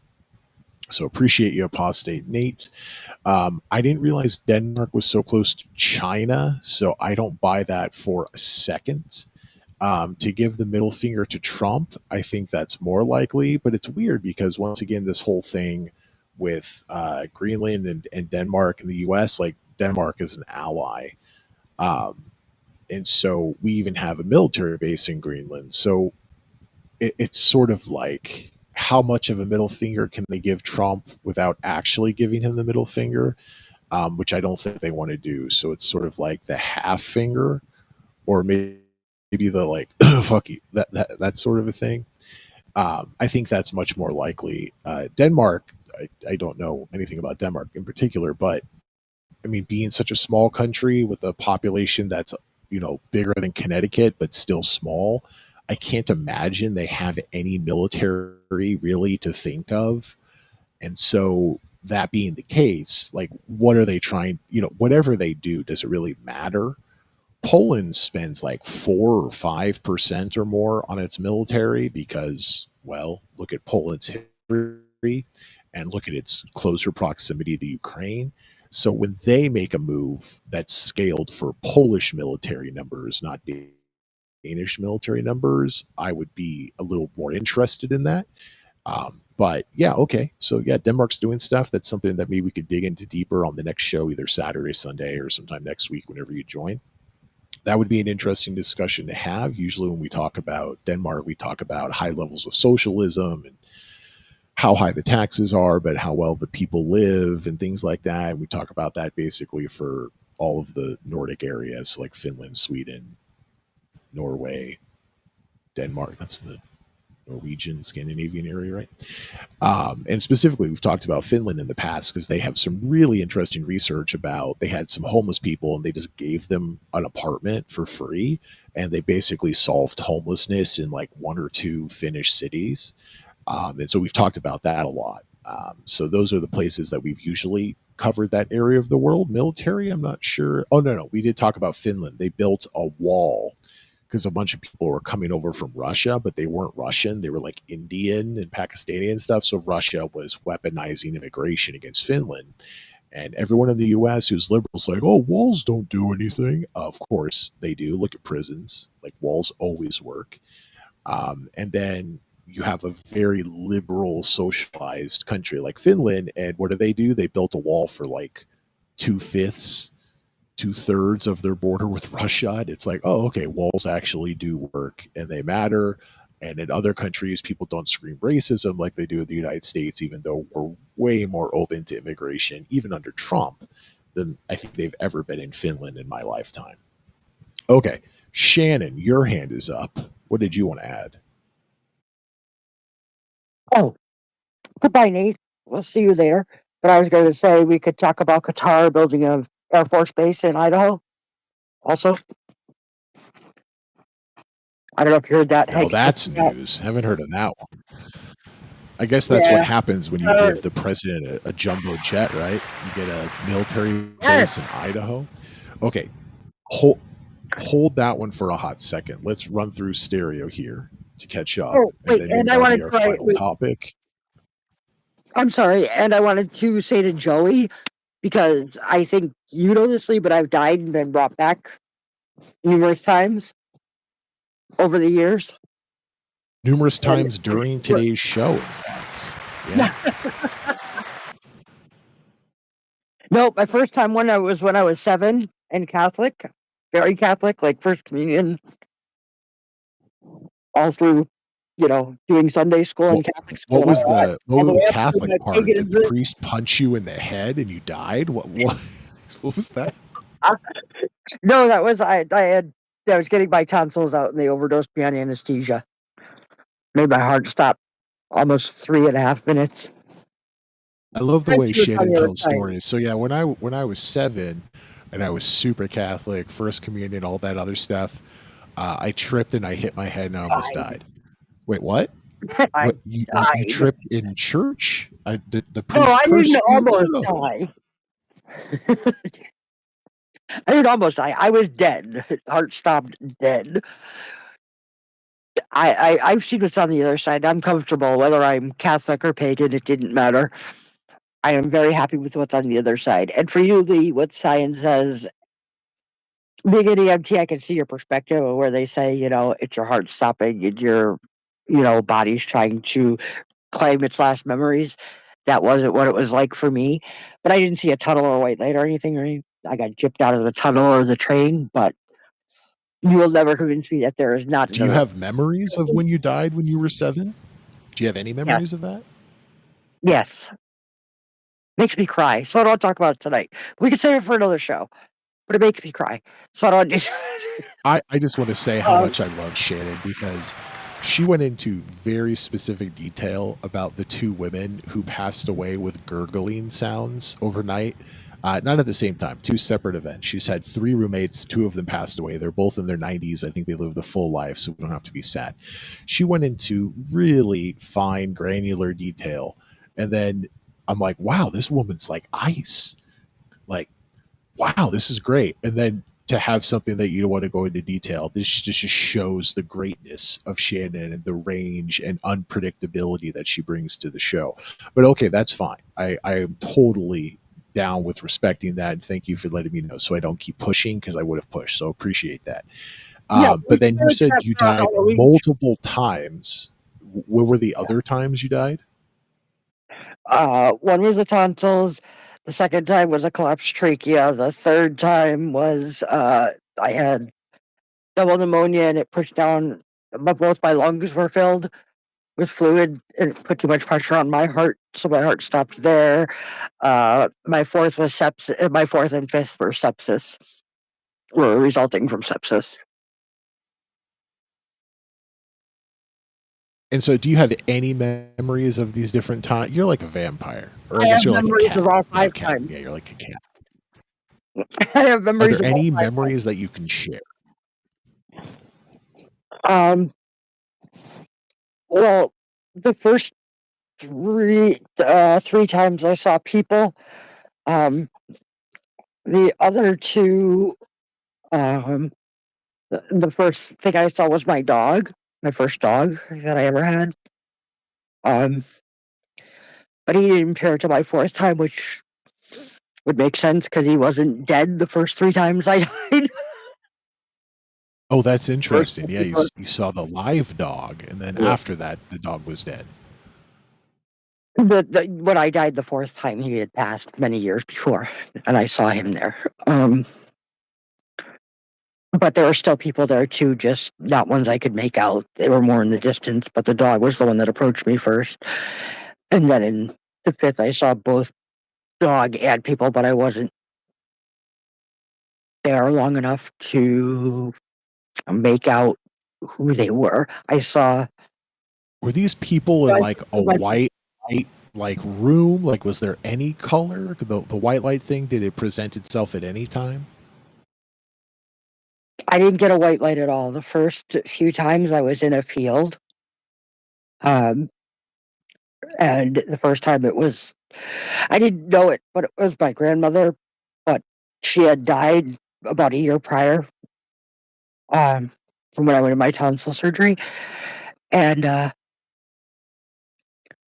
remember, because she died of cancer, so when she passed away, she didn't have any hair. She was very swollen from the chemotherapy. But she was her younger self, and I didn't realize that till many years later that it was my grandmother. Like I knew this person talking to me, I just didn't know who it was. I could feel something there between us that I knew this person and I should believe her, but I didn't know who she was till I saw younger pictures of her when I was older. Wow, that's pretty profound. Holy cow. Yeah. So no one will ever like when you say that, Lee, what are we but energy? And even if you don't believe in an afterlife, our energy has to go somewhere. We are energy, and energy can't be destroyed. What So is the movie? It's called like 21 grams, that when you die you lose 21 grams. Oh, I have heard of that. I never saw the movie, but yes, you lose like some minuscule I amount, think but you Sean Penn immediately or die. someone. Yes. There's some notable actors, actresses in that one, and it's like I think it's a fact. I don't think they made that up, that when you die you actually do lose weight, so it's like something did change. Right. Yeah, absolutely. I remember when it came out. I don't know why I never saw them, or if I did, I don't remember it, but I know exactly what you're talking about. And yeah, I mean, even if you want to do the scientific point, what are we but energy? We have to continue somehow, whether it's, becoming stardust or warm food, but our energy has to continue somewhere because we are energy, and energy can't be destroyed. We can't be destroyed. Something has to happen with the energy, and it's Mass equals energy. Energy is only transferred, or it goes through some sort of change, but it's not destroyed. Yeah. Do you know what I'm afraid of now, Shannon, after you told me those stories? And thank you for sharing. I really do appreciate that. Once again, I would have thought the people died in my room would have been the one that you wouldn't have wanted to share, but that's the greatness of Shannon. I'm now afraid that if I have a near death experience, or if I actually end up dying, I'm going to be in a field and I'm going to hear a voice. Hello, Lee. I've been waiting for you. I turn around, and do you know who it is? Do you know who it is? Who? Jeffrey Epstein. Jeffrey Epstein. Yeah. It's gonna be Jeffrey Epstein's gonna be waiting for me in a field, and he's gonna do that thing where he slowly licks his lips, and I'm gonna go, "Oh no, I made some bad choices in life. This is not where I want to be." That's horrible, Lee. Yeah, yeah. But hey, at least I'll get a ride on a private plane. I mean, that's got to be nice, right? The Epstein plane, that's got to be part of the deal. Go to You saw Ireland. the Epstein. Did you see the Epstein Trump statue they put up in Washington Park? Across from the White House. You mean people just brought a statue and put it up? Yeah, on the National Mall. Did you see? Like you can apply to have your artwork put up on the National Mall. Oh, that's And awesome.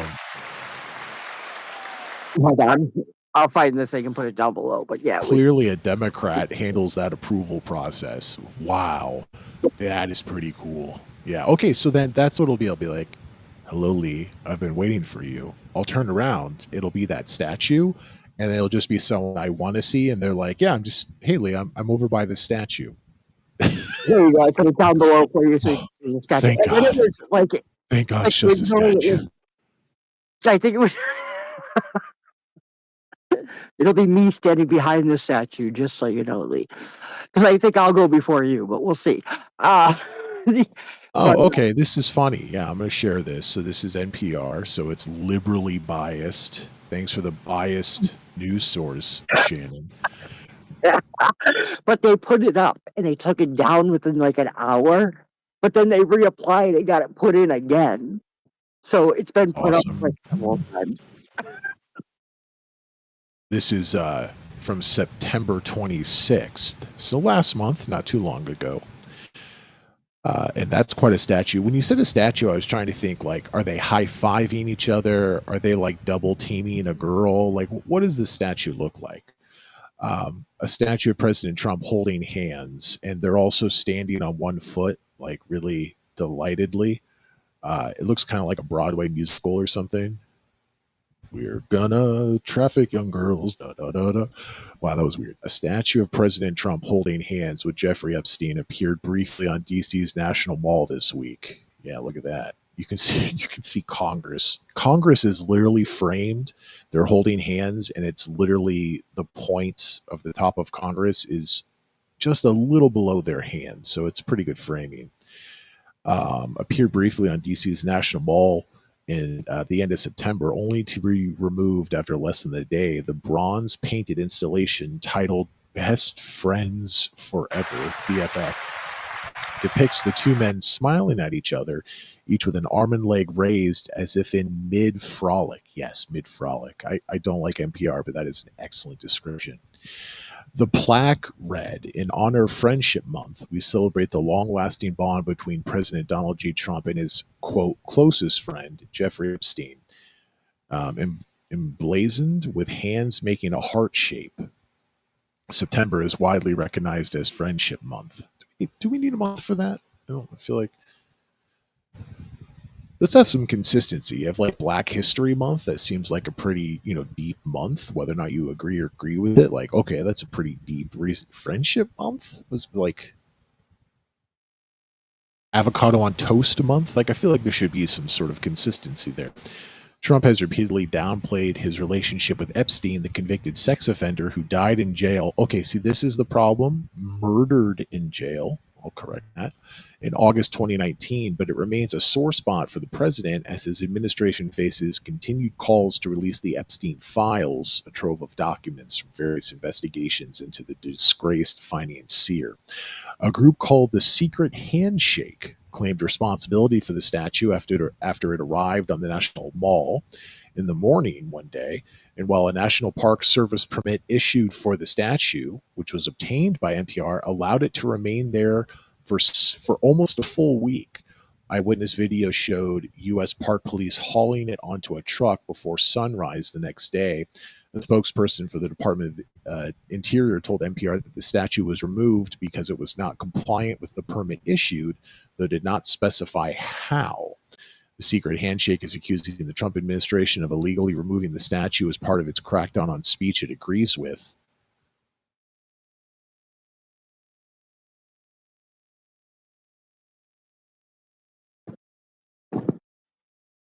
A Secret Can't hear Handshake you. group member who spoke on the condition of anonymity out of fear of retaliation from the Trump administration. Oh, you don't say. Told NPR over email that it found out late the same day that the statue was posted in the morning that some people within the Parks Department, aka most likely the Trump administration, were trying to find ways to say we were not in compliance. They said the group was reassured that if it were to happen, it would get 24 hours written notice to remove the statue themselves as required by the permit they had. Instead, they just took it away. Oh, The next day, the group was allowed to see the statue and sent NPR pictures of the figures ripped from their pedestals and broken into pieces. They then reapplied for and received a permit to reinstall the repaired statue, now retitled "Why Can't We Be Friends?" in the same spot. Bold move. That's a bold move. But then when they were on their way to put it back, the National Park Service suddenly revoked their permit by phone without explanation.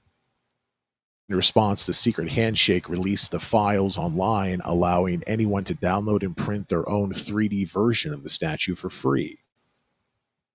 I wish they showed the pictures of it being broken up. That would have been important. Oh, I agree. that's too bad. So there were other statues in the same spot. One of them was like poop in like a spiral shape, like the emoji.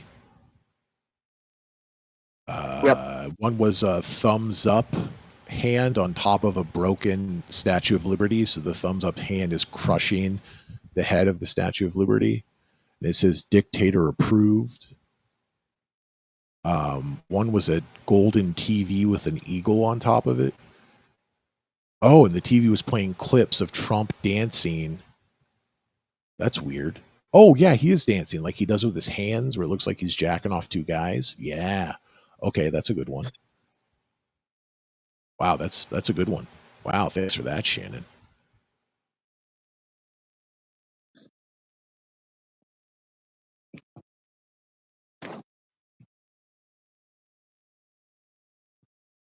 All right, so let's maybe wrap this up. We've hit 3 hours. This is great. It was a great show. We had Shannon join us again. Apostate Nate is still as a listener, so it's great to have him. We got some messages on stereo. Let's try to go through these and then maybe do some final thoughts. We'll hear 3 messages from Joey Butts, the proud grandson of Beatrice Butts. You think that thing is like what they say about the super rich billionaires and stuff, like they have to, like they almost have to kind of give a lot of money away to charities of their choice or what have you, and then or when they start a foundation, it's probably different, I guess, or something like their own charity. But like it's almost like they have too much money. So it's like when they say that, oh, they gave so much money to charities, it's like, do they put a whole lot of thought into that, you think? Or is it one of those things where they're just like, yeah, you know what? I'm going to just do this for tax incentives or whatever and make sure everybody knows about it. Yeah, so you're not wrong. They have divisions of pretty much every major company for corporate giving. And so it's when XYZ bank or XYZ giant conglomerate, they're like, oh, we're giving back. Look at this middle school that we paid for. Or like, look at these kids enjoying their new backpacks in very urban Los Angeles, stuff like that. And that's definitely tokenism. Absolutely, I agree with you. But there are very rich people. I know less about companies for what I'm about to say, but there are very rich people, including I put Bill Gates at the top of that list, and like no one is even close. So like sometimes first, second, third can be like a second between them in a race, but Bill Gates like runs the race in 1 second and the next person runs it in 2 weeks. Like, I mean, he is at the top for me. Because of the work that he has done, mostly with the Bill and Melinda Gates Foundation, which is funny because they're now divorced, but I believe the foundation has still kept that name. And that was the reference I gave earlier. So I think that's what you're talking to. So I'm going to switch over to ChatGPT right now. This is live out on twitch.tv/NEWZ debate and rumble.com/user/NEWZ debate. Yeah, Shannon? See, Mackenzie Scott comes to the top for me because she's given like $19.2 billion away and since 2019. So 6 years she's I given. don't even know who that is. So $19 who's Mackenzie Scott? That's Bezos' ex-wife. She had the co-founder of Amazon. Yeah, I don't know if she's the Bezos? co-founder of Amazon. She certainly had a payout like she was. I believe Jeff Bezos really did everything for Amazon, and she just got that because they got divorced. But don't quote me on that. But you're right. Well, they were That does married jog my before he came memory. up with Amazon. Say it again. They were married before. They were married before he even started Amazon. So Exactly he's part of before it. he started Well, Amazon. So we're in agreement. Yeah. well, But he I is. mean, I have He's always problems been with this. divorce laws and how people, especially women, usually get a lot more than men do. Like when Guy Ritchie and Madonna got divorced, I don't think he got a lot of money from her. But okay, that's a different discussion. But yes, thank you for Did jogging you my know memory. Madonna dated Tupac? You're saying that Madonna killed Tupac? Is that the No. I connection you're said, did you drawing know? there? But did you know Madonna dated Tupac? I know, and look what happened to him. That's my question. I didn't even know that. I found that out last night. I was like, they did what? I was reading about all these ones that I don't know how I got on that website, but there was just all these people that I didn't know had dated each other. I gotta think they had some good times together. I gotta think they did some maybe a little blow. Yeah. But yes, Maybe Mackenzie a little Scott, bit thank stuff. you.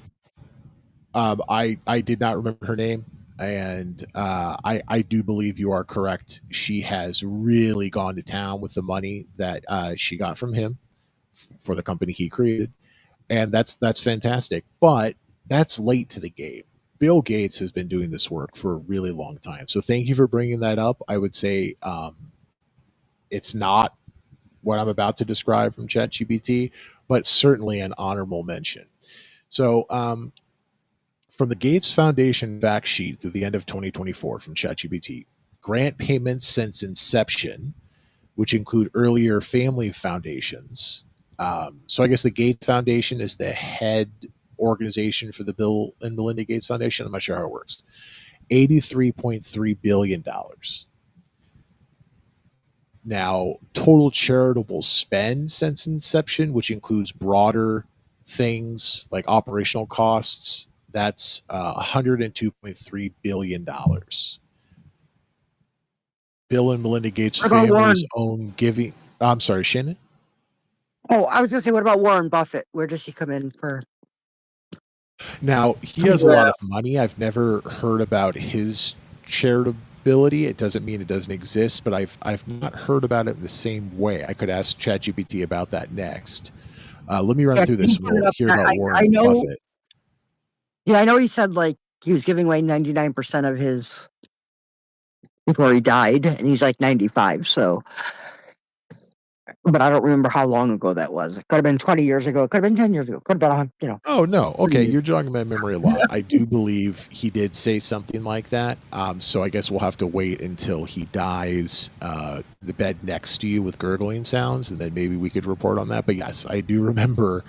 If people didn't hear the beginning of the show, they'd be like, "What the hell is he talking about?" I do remember him saying something like that. Okay. Bill Gates has also pledged virtually all his remaining wealth with a plan to distribute approximately $200 billion more by 2045. And that depends on the return on current investments. So that's just a sort of guess. He plus his ex wife, Linda, have already given tens of billions. Overall, the foundation spend is over 100 billion, and it could be 300 billion by 2045, according to projections. So the immunization program supported via the Gates Foundation and other organizations they run are estimated to have saved 3.5 to 5 million lives per year. Per year. You heard that right. Per year. A study that came out in 2024 says global immunization efforts like that of the WHO, UNICEF, Gavi, plus Bill and Melinda Gates Foundation involvement have saved at least 154 million lives over the past 50 years. That's a little less targeted. As part of the Global Fund, which the Gates Foundation contributes to, the estimate is that the Global Fund has saved more than 70 million lives since its founding. Yeah, Buffett contributed $43 billion to the Gates Foundation. Oh, okay, so he just gave money to them. Yeah, it doesn't. I mean, he gave more, but that's where, because I looked up, Gates and Buffett to see where they were, and all they just said was Buffett contributed 43 billion to the Gates Foundation since 2006. Oh, okay, so about 20 years. Yeah, that makes sense. I mean, I think Warren Buffett is so much more involved actively in business and investing in commerce than Bill Gates has been for a really long time. So it makes sense to just take your money and give it to someone who's doing all that. Whereas if Bill Gates wanted to try to make more money off of his money, he would probably give it to Warren Buffett, because Warren Buffett is much more involved in business, the last however many decades than Bill Gates has been. So that all seems perfectly reasonable. So yeah, I mean, we're talking about some individuals here. We had Mackenzie Scott, the woman who got a lot of money from the guy who actually created Amazon, Jeff Bezos. Talking about Bill and Melinda Gates, who are no longer married, and all the stuff that they've done. I'm not sure how involved his wife is. I really don't know anything about that other than they separated. And Warren Buffett, you're right. I do remember him saying he was going to give a ton of money to charity before he passed or after he passed, however it worked out. He's already given billions of dollars to the Bill and Melinda Gates Foundation. So these are 3 or 4 individuals we're talking about here. So clearly not an average of very rich people. But I was more making the argument that I think Bill Gates is at the top of this, rather than trying to make a general comment about rich people in general. So Oh, yeah, I'm not sure what else to add. Warren Buffett's first, Bill and Melinda Gates are second, George Soros is third, Bloomberg fourth, Mackenzie Scott is fifth, Jim and Marilyn Simmons. This is for total charitable giving by rich people. Yep, total How much charitable money giving has Warren over a Buffett lifetime. given? Because Bill and Melinda Gates have given 100 billion. 131 billion. Okay, fair. As of That's last year. clearly a larger number. Yeah. My guess is, though, I don't know for a fact, maybe you could say, my guess is Warren Buffett probably gives his money to more varied charities, where Bill and Melinda Gates Foundation has usually been like developing world health. And I think they were involved in HIV/AIDS.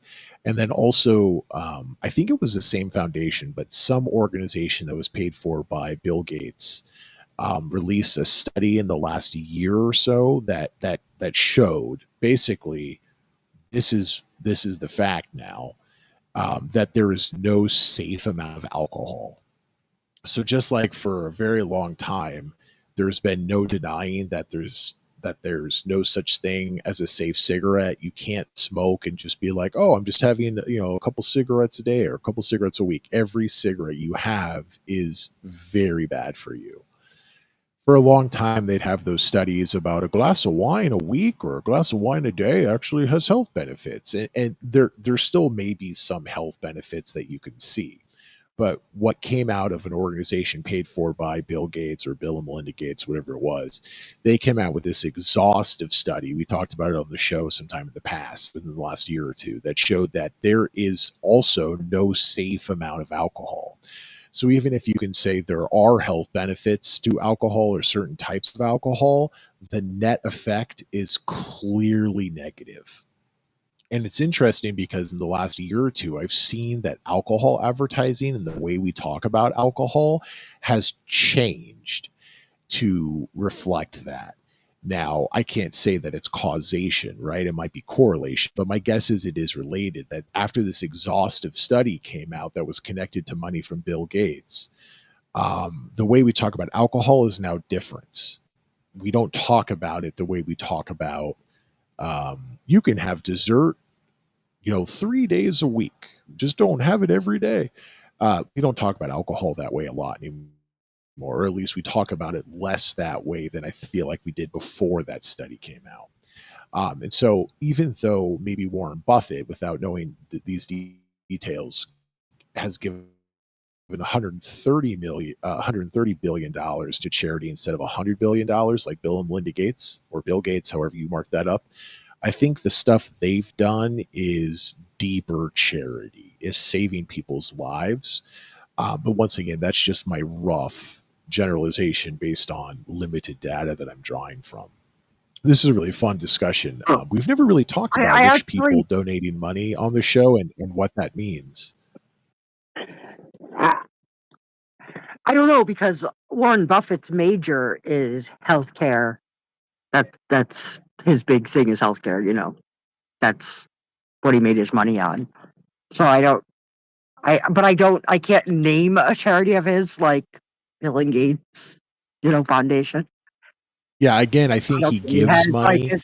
and wants to Right. have the money used well, while Bill and Melinda Gates Foundation is like, we are dedicating pretty much like our 40-hour week, or like any emphasis that we throw out there is on this. They've really lived that.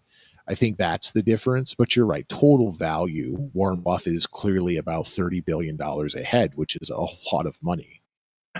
But does anyone notice Elon Musk is not on there and he's the richest man in the world? Well, yeah, that opens the larger discussion. Like, do you owe Right. it to the country where you made a lot of money, or do you owe it to just humanity in general to give back?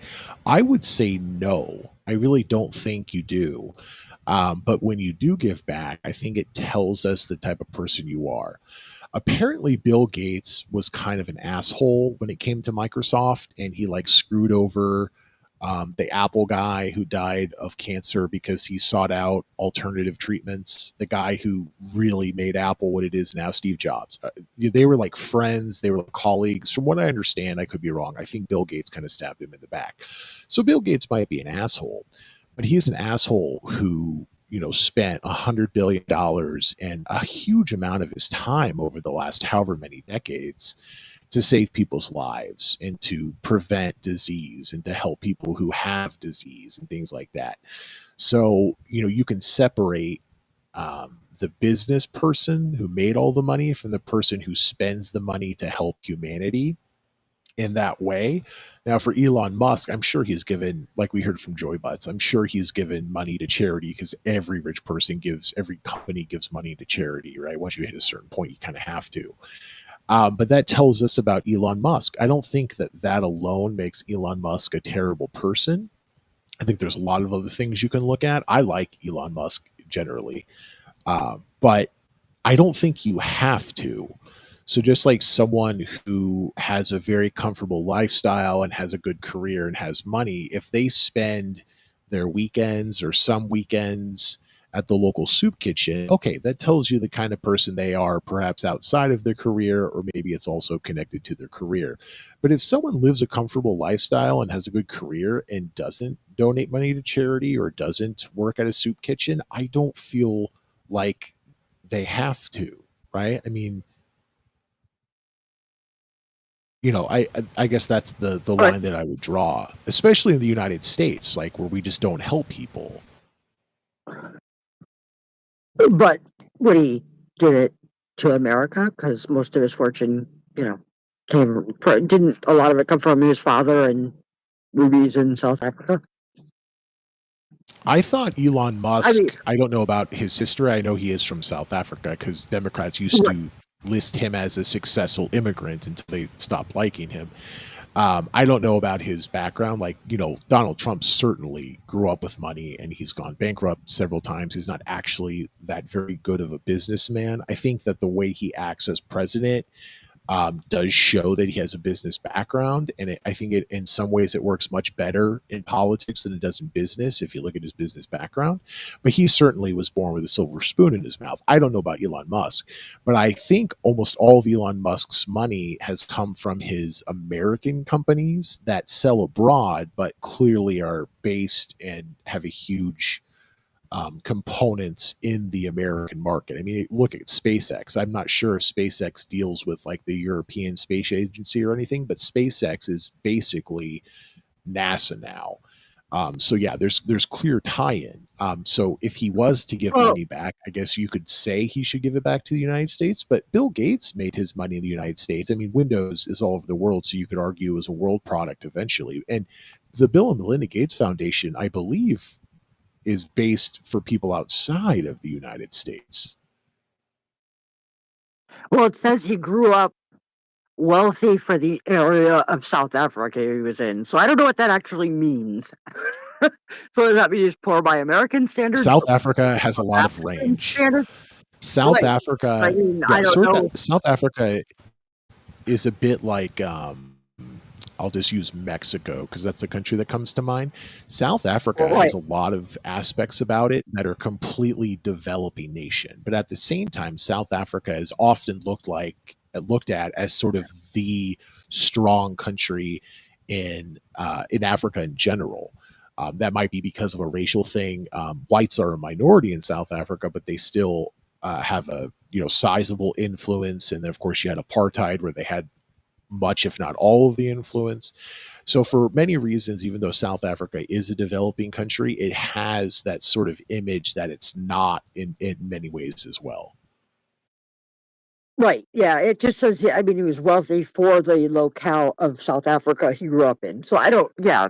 I mean, does that mean he was poor? Like, I mean, Connecticut, you have a wide range. You have the slums of Yeah, I European mean, parts of it. You have if Greenwich. you grew up in if you grew up in Midtown Manhattan, you're probably from a richer country or a richer family. But if you grew up in Montana, it's a lot easier maybe to be a richer family. I'm not sure what to read of that, but unlike Donald Trump, just to compare them because they worked together for like 3 months or less. Um, I think Elon Musk, whatever you say about him, whatever you think about him, in any dimension, he really has driven innovation. I believe Elon Musk was behind PayPal in the earlier days, if not the very beginning. SpaceX, clearly innovative. Tesla, it's not the first electric car, but it's the one that made it a normal thing to see around you, especially as the price drove down. I mean, Elon Musk bleeds innovation. Whatever you say about him, I think you have to say that. Oh, yeah. I think it. I don't think I didn't. I don't. I mean, that's what I didn't understand. I didn't understand if he like got a big inheritance from his parents, but I don't think so. I think he gained most of his wealth by doing it himself. How he got the Well, wealth, especially with how rich however. he is, whatever money he Right. got from his parents, if they were well off for the area of South Africa he came from, I mean, how many times over has he duplicated that wealth that he came from? Well, now he's wealthy wherever you are in the world. Yeah, Elon Musk is wealthy for the planet that he comes from.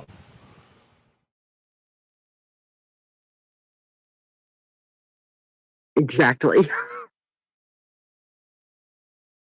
So good discussion. We can continue this. I'd love to do a show tomorrow and Sunday. I'm not sure exactly, but that would be a great plan, and I'll definitely do more shows.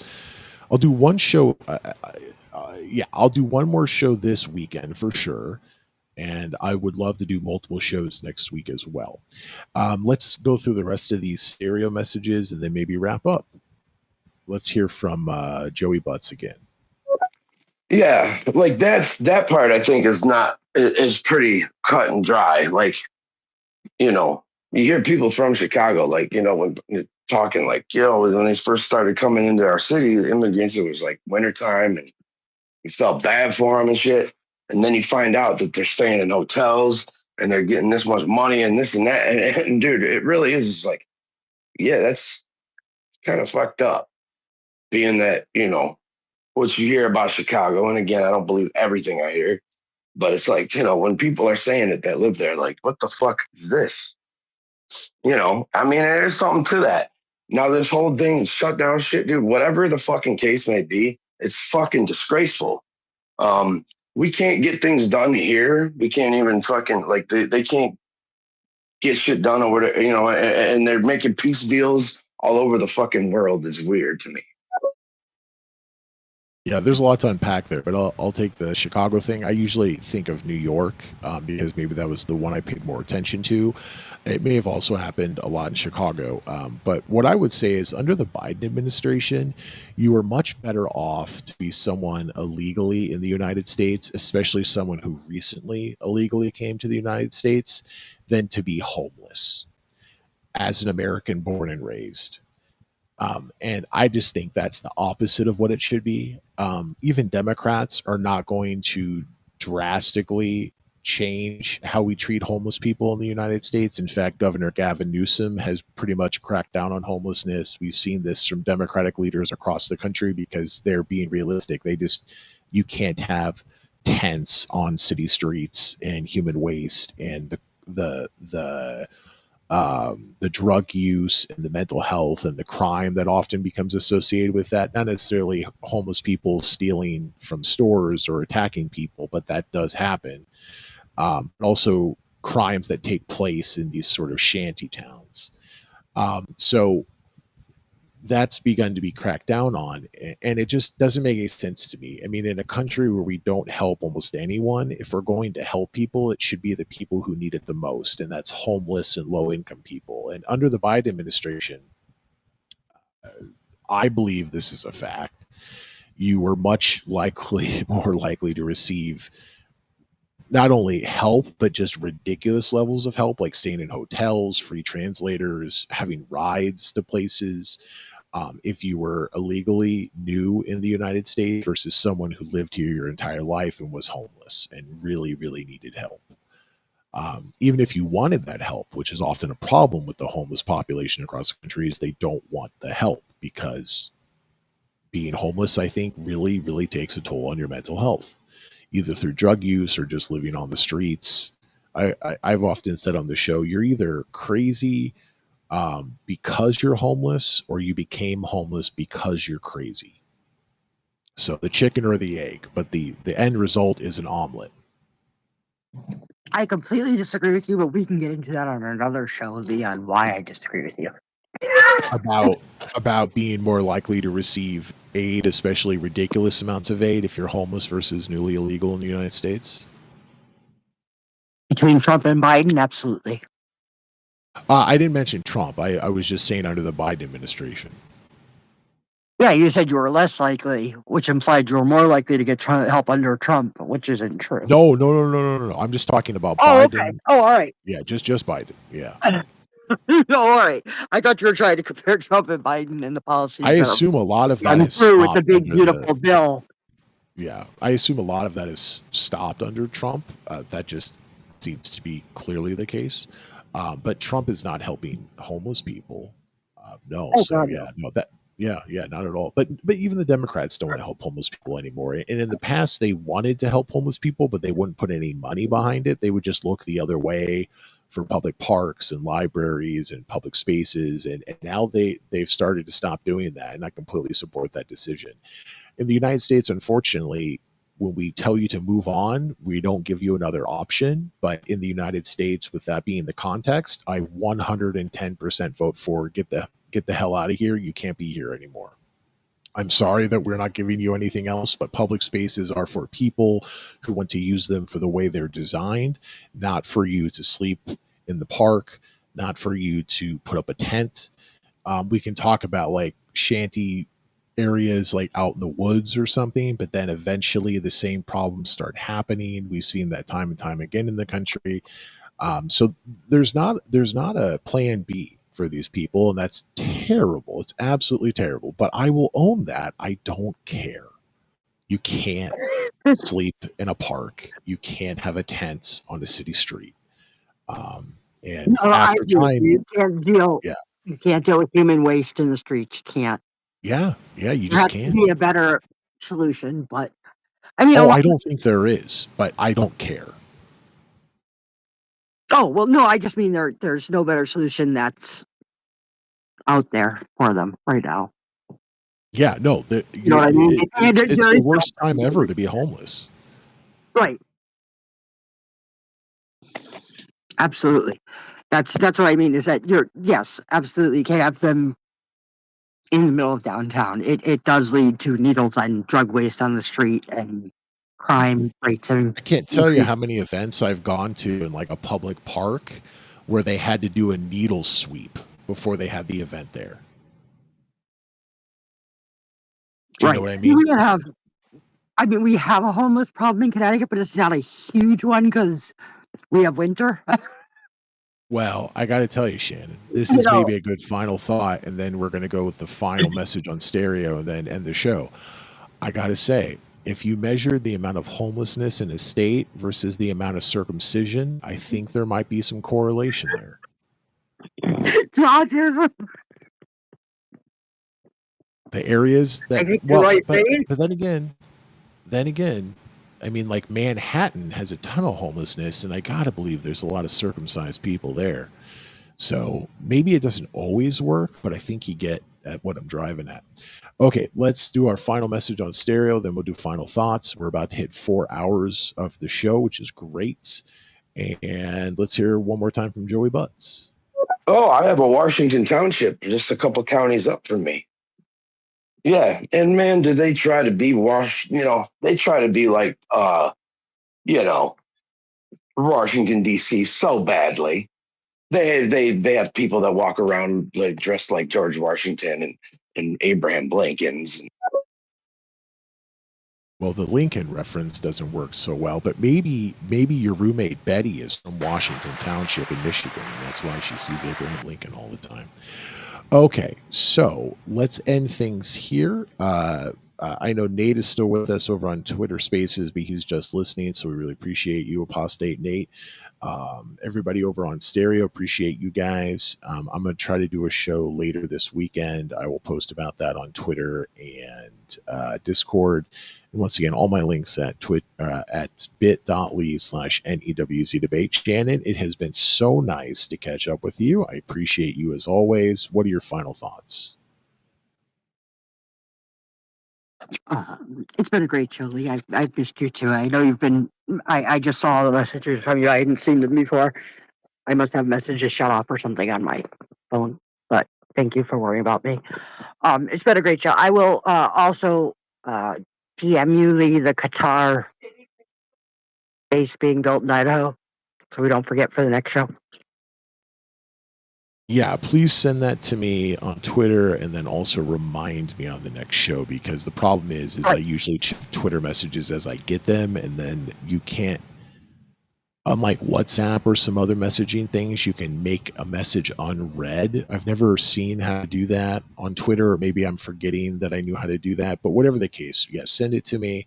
I'll try to have it up, but then also remind me on the next show. That, once again, if you give the president a jumbo jet, you too can own a small piece of Idaho. So it's a really good tease for the next show.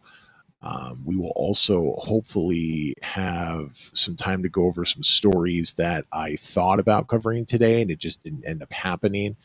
There is a really interesting story I've seen all over the place out of Iowa, where I think Bjorn used to live, where the principal superintendent of a big school district there was arrested by ICE. And at first everybody was like, what the hell? Like, this is a beloved member of our community. It turns out this guy lied about his PhD. He had illegal guns. He was employed by the district, even though he didn't have the proper paperwork to be employed, because when he was arrested by ICE, it was a legit arrest. He was working without authorization in the United States. And then, all these other things that I've read, I've seen this story everywhere. He, there's just all this stuff that's coming out of the woodwork of warning signs that he wasn't who he represented himself to be, even though he was very well liked, apparently. It's a fascinating story of what I would call a success of the Trump deportation plan, a success of ICE arresting people who are here illegally, and a success of us realizing that just because we think someone is a good person and then we fight against their legitimate arrest by ICE and the Trump administration, should that mean that they stay in the country just because they're a good person? This story could have been, he's a terrific principal, everyone loves him, and yes, he was working illegally in the United States. And if that was the story, people would say down with ICE and all these other things. I don't know if that makes any sense, though. But luckily for us, for this story, he apparently turns out to be a terrible person who lied to everyone about everything. And he shows that even his supporters are kind of like, we're still not down with ICE. So once again, this is anecdotal. This is one single person, and it's a really bad example of immigration into the United States. And so take it with a grain of salt, because I'm not trying to say we shouldn't have immigration. In fact, the opposite. I love the fact that the United States during my lifetime has been the most welcoming country on the face of this planet, where Elon Musk is now the richest person. But it shows also that this is necessary, that you uncover things that people didn't know about because people are rightfully being deported and rightfully being called out for their disrespect of our nation. And so I would love to cover this on the next show. I think we can, unless something really ridiculous happens from now until then that just has to take up all the show. But I've been reading everything I can about this story because it's been On such a turn. on that Lee, on that news story, did you see? You probably didn't because it came out on a small Iowa newspaper thing that the Iowa board put out a post saying that they've also been uh, the wrong information has been coming out about them. Misinformation has been coming out about them. They knew he didn't have the doctorate. It was all but. Oh yeah, that's what I was talking about, the woodwork. There are things that people in the district knew were happening that only Right. came out after he was arrested, that were still really big warning signs. But I think it's fair to say that almost everybody thought he was who he alleged to be, how he represented himself. It's sort of like there are so many stories of like a city's treasurer or a county treasurer.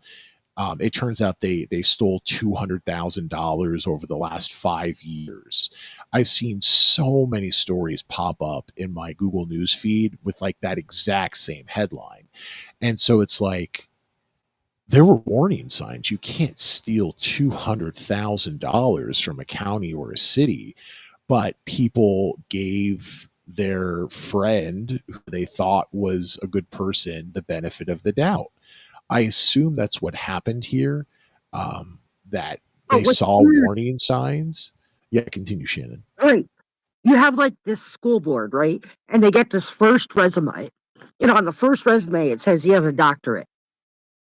Then they do some research and they say, well, he doesn't have a doctorate, and he issues a second resume that says, oh, I would have my doctorate if I did the dissertation, but I didn't do the dissertation. Would you really hire him if they lied on the first application? Why are you hiring them? Yeah, I mean, You're there's a lot of questions to Iowa. be answered. So we could do an entire show on this. I'm so excited that you know about this story because I thought maybe it was like an algorithm. It's just been all over my feed. I've seen it on the front page of the New York Times and some other major newspapers. I've seen it covered by major broadcasting television. I can't remember which one, but like, like nightly news sort of stuff. Like everybody has been covering this story, but because Trump is president and because of the government shutdown and all of these other things, it hasn't been as big of a story. If Obama was president right now, this would be a huge story. Or if Biden was president right now, this would be a huge story. But because there's just so much going on right now, I think that it's a little underreported for what it actually is, because it is a fascinating downfall of someone who, before this happened, by all rights, was like an amazing principal, was like well liked in the community, and like everything that you would want in a candidate. and it's actually the exact opposite.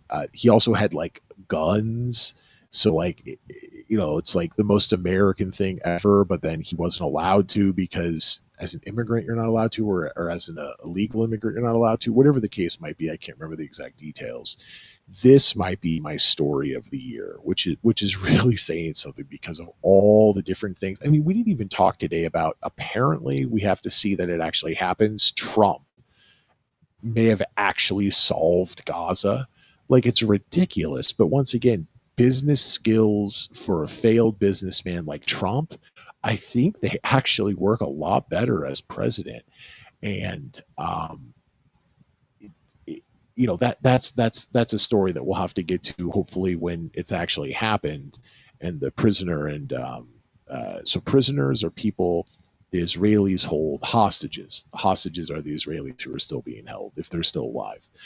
Um, so I mean, like, there's just so much stuff we haven't gotten to, but I really want to get to this next story, the next show, this story, because this story is such a slice of what's going on in this country right now.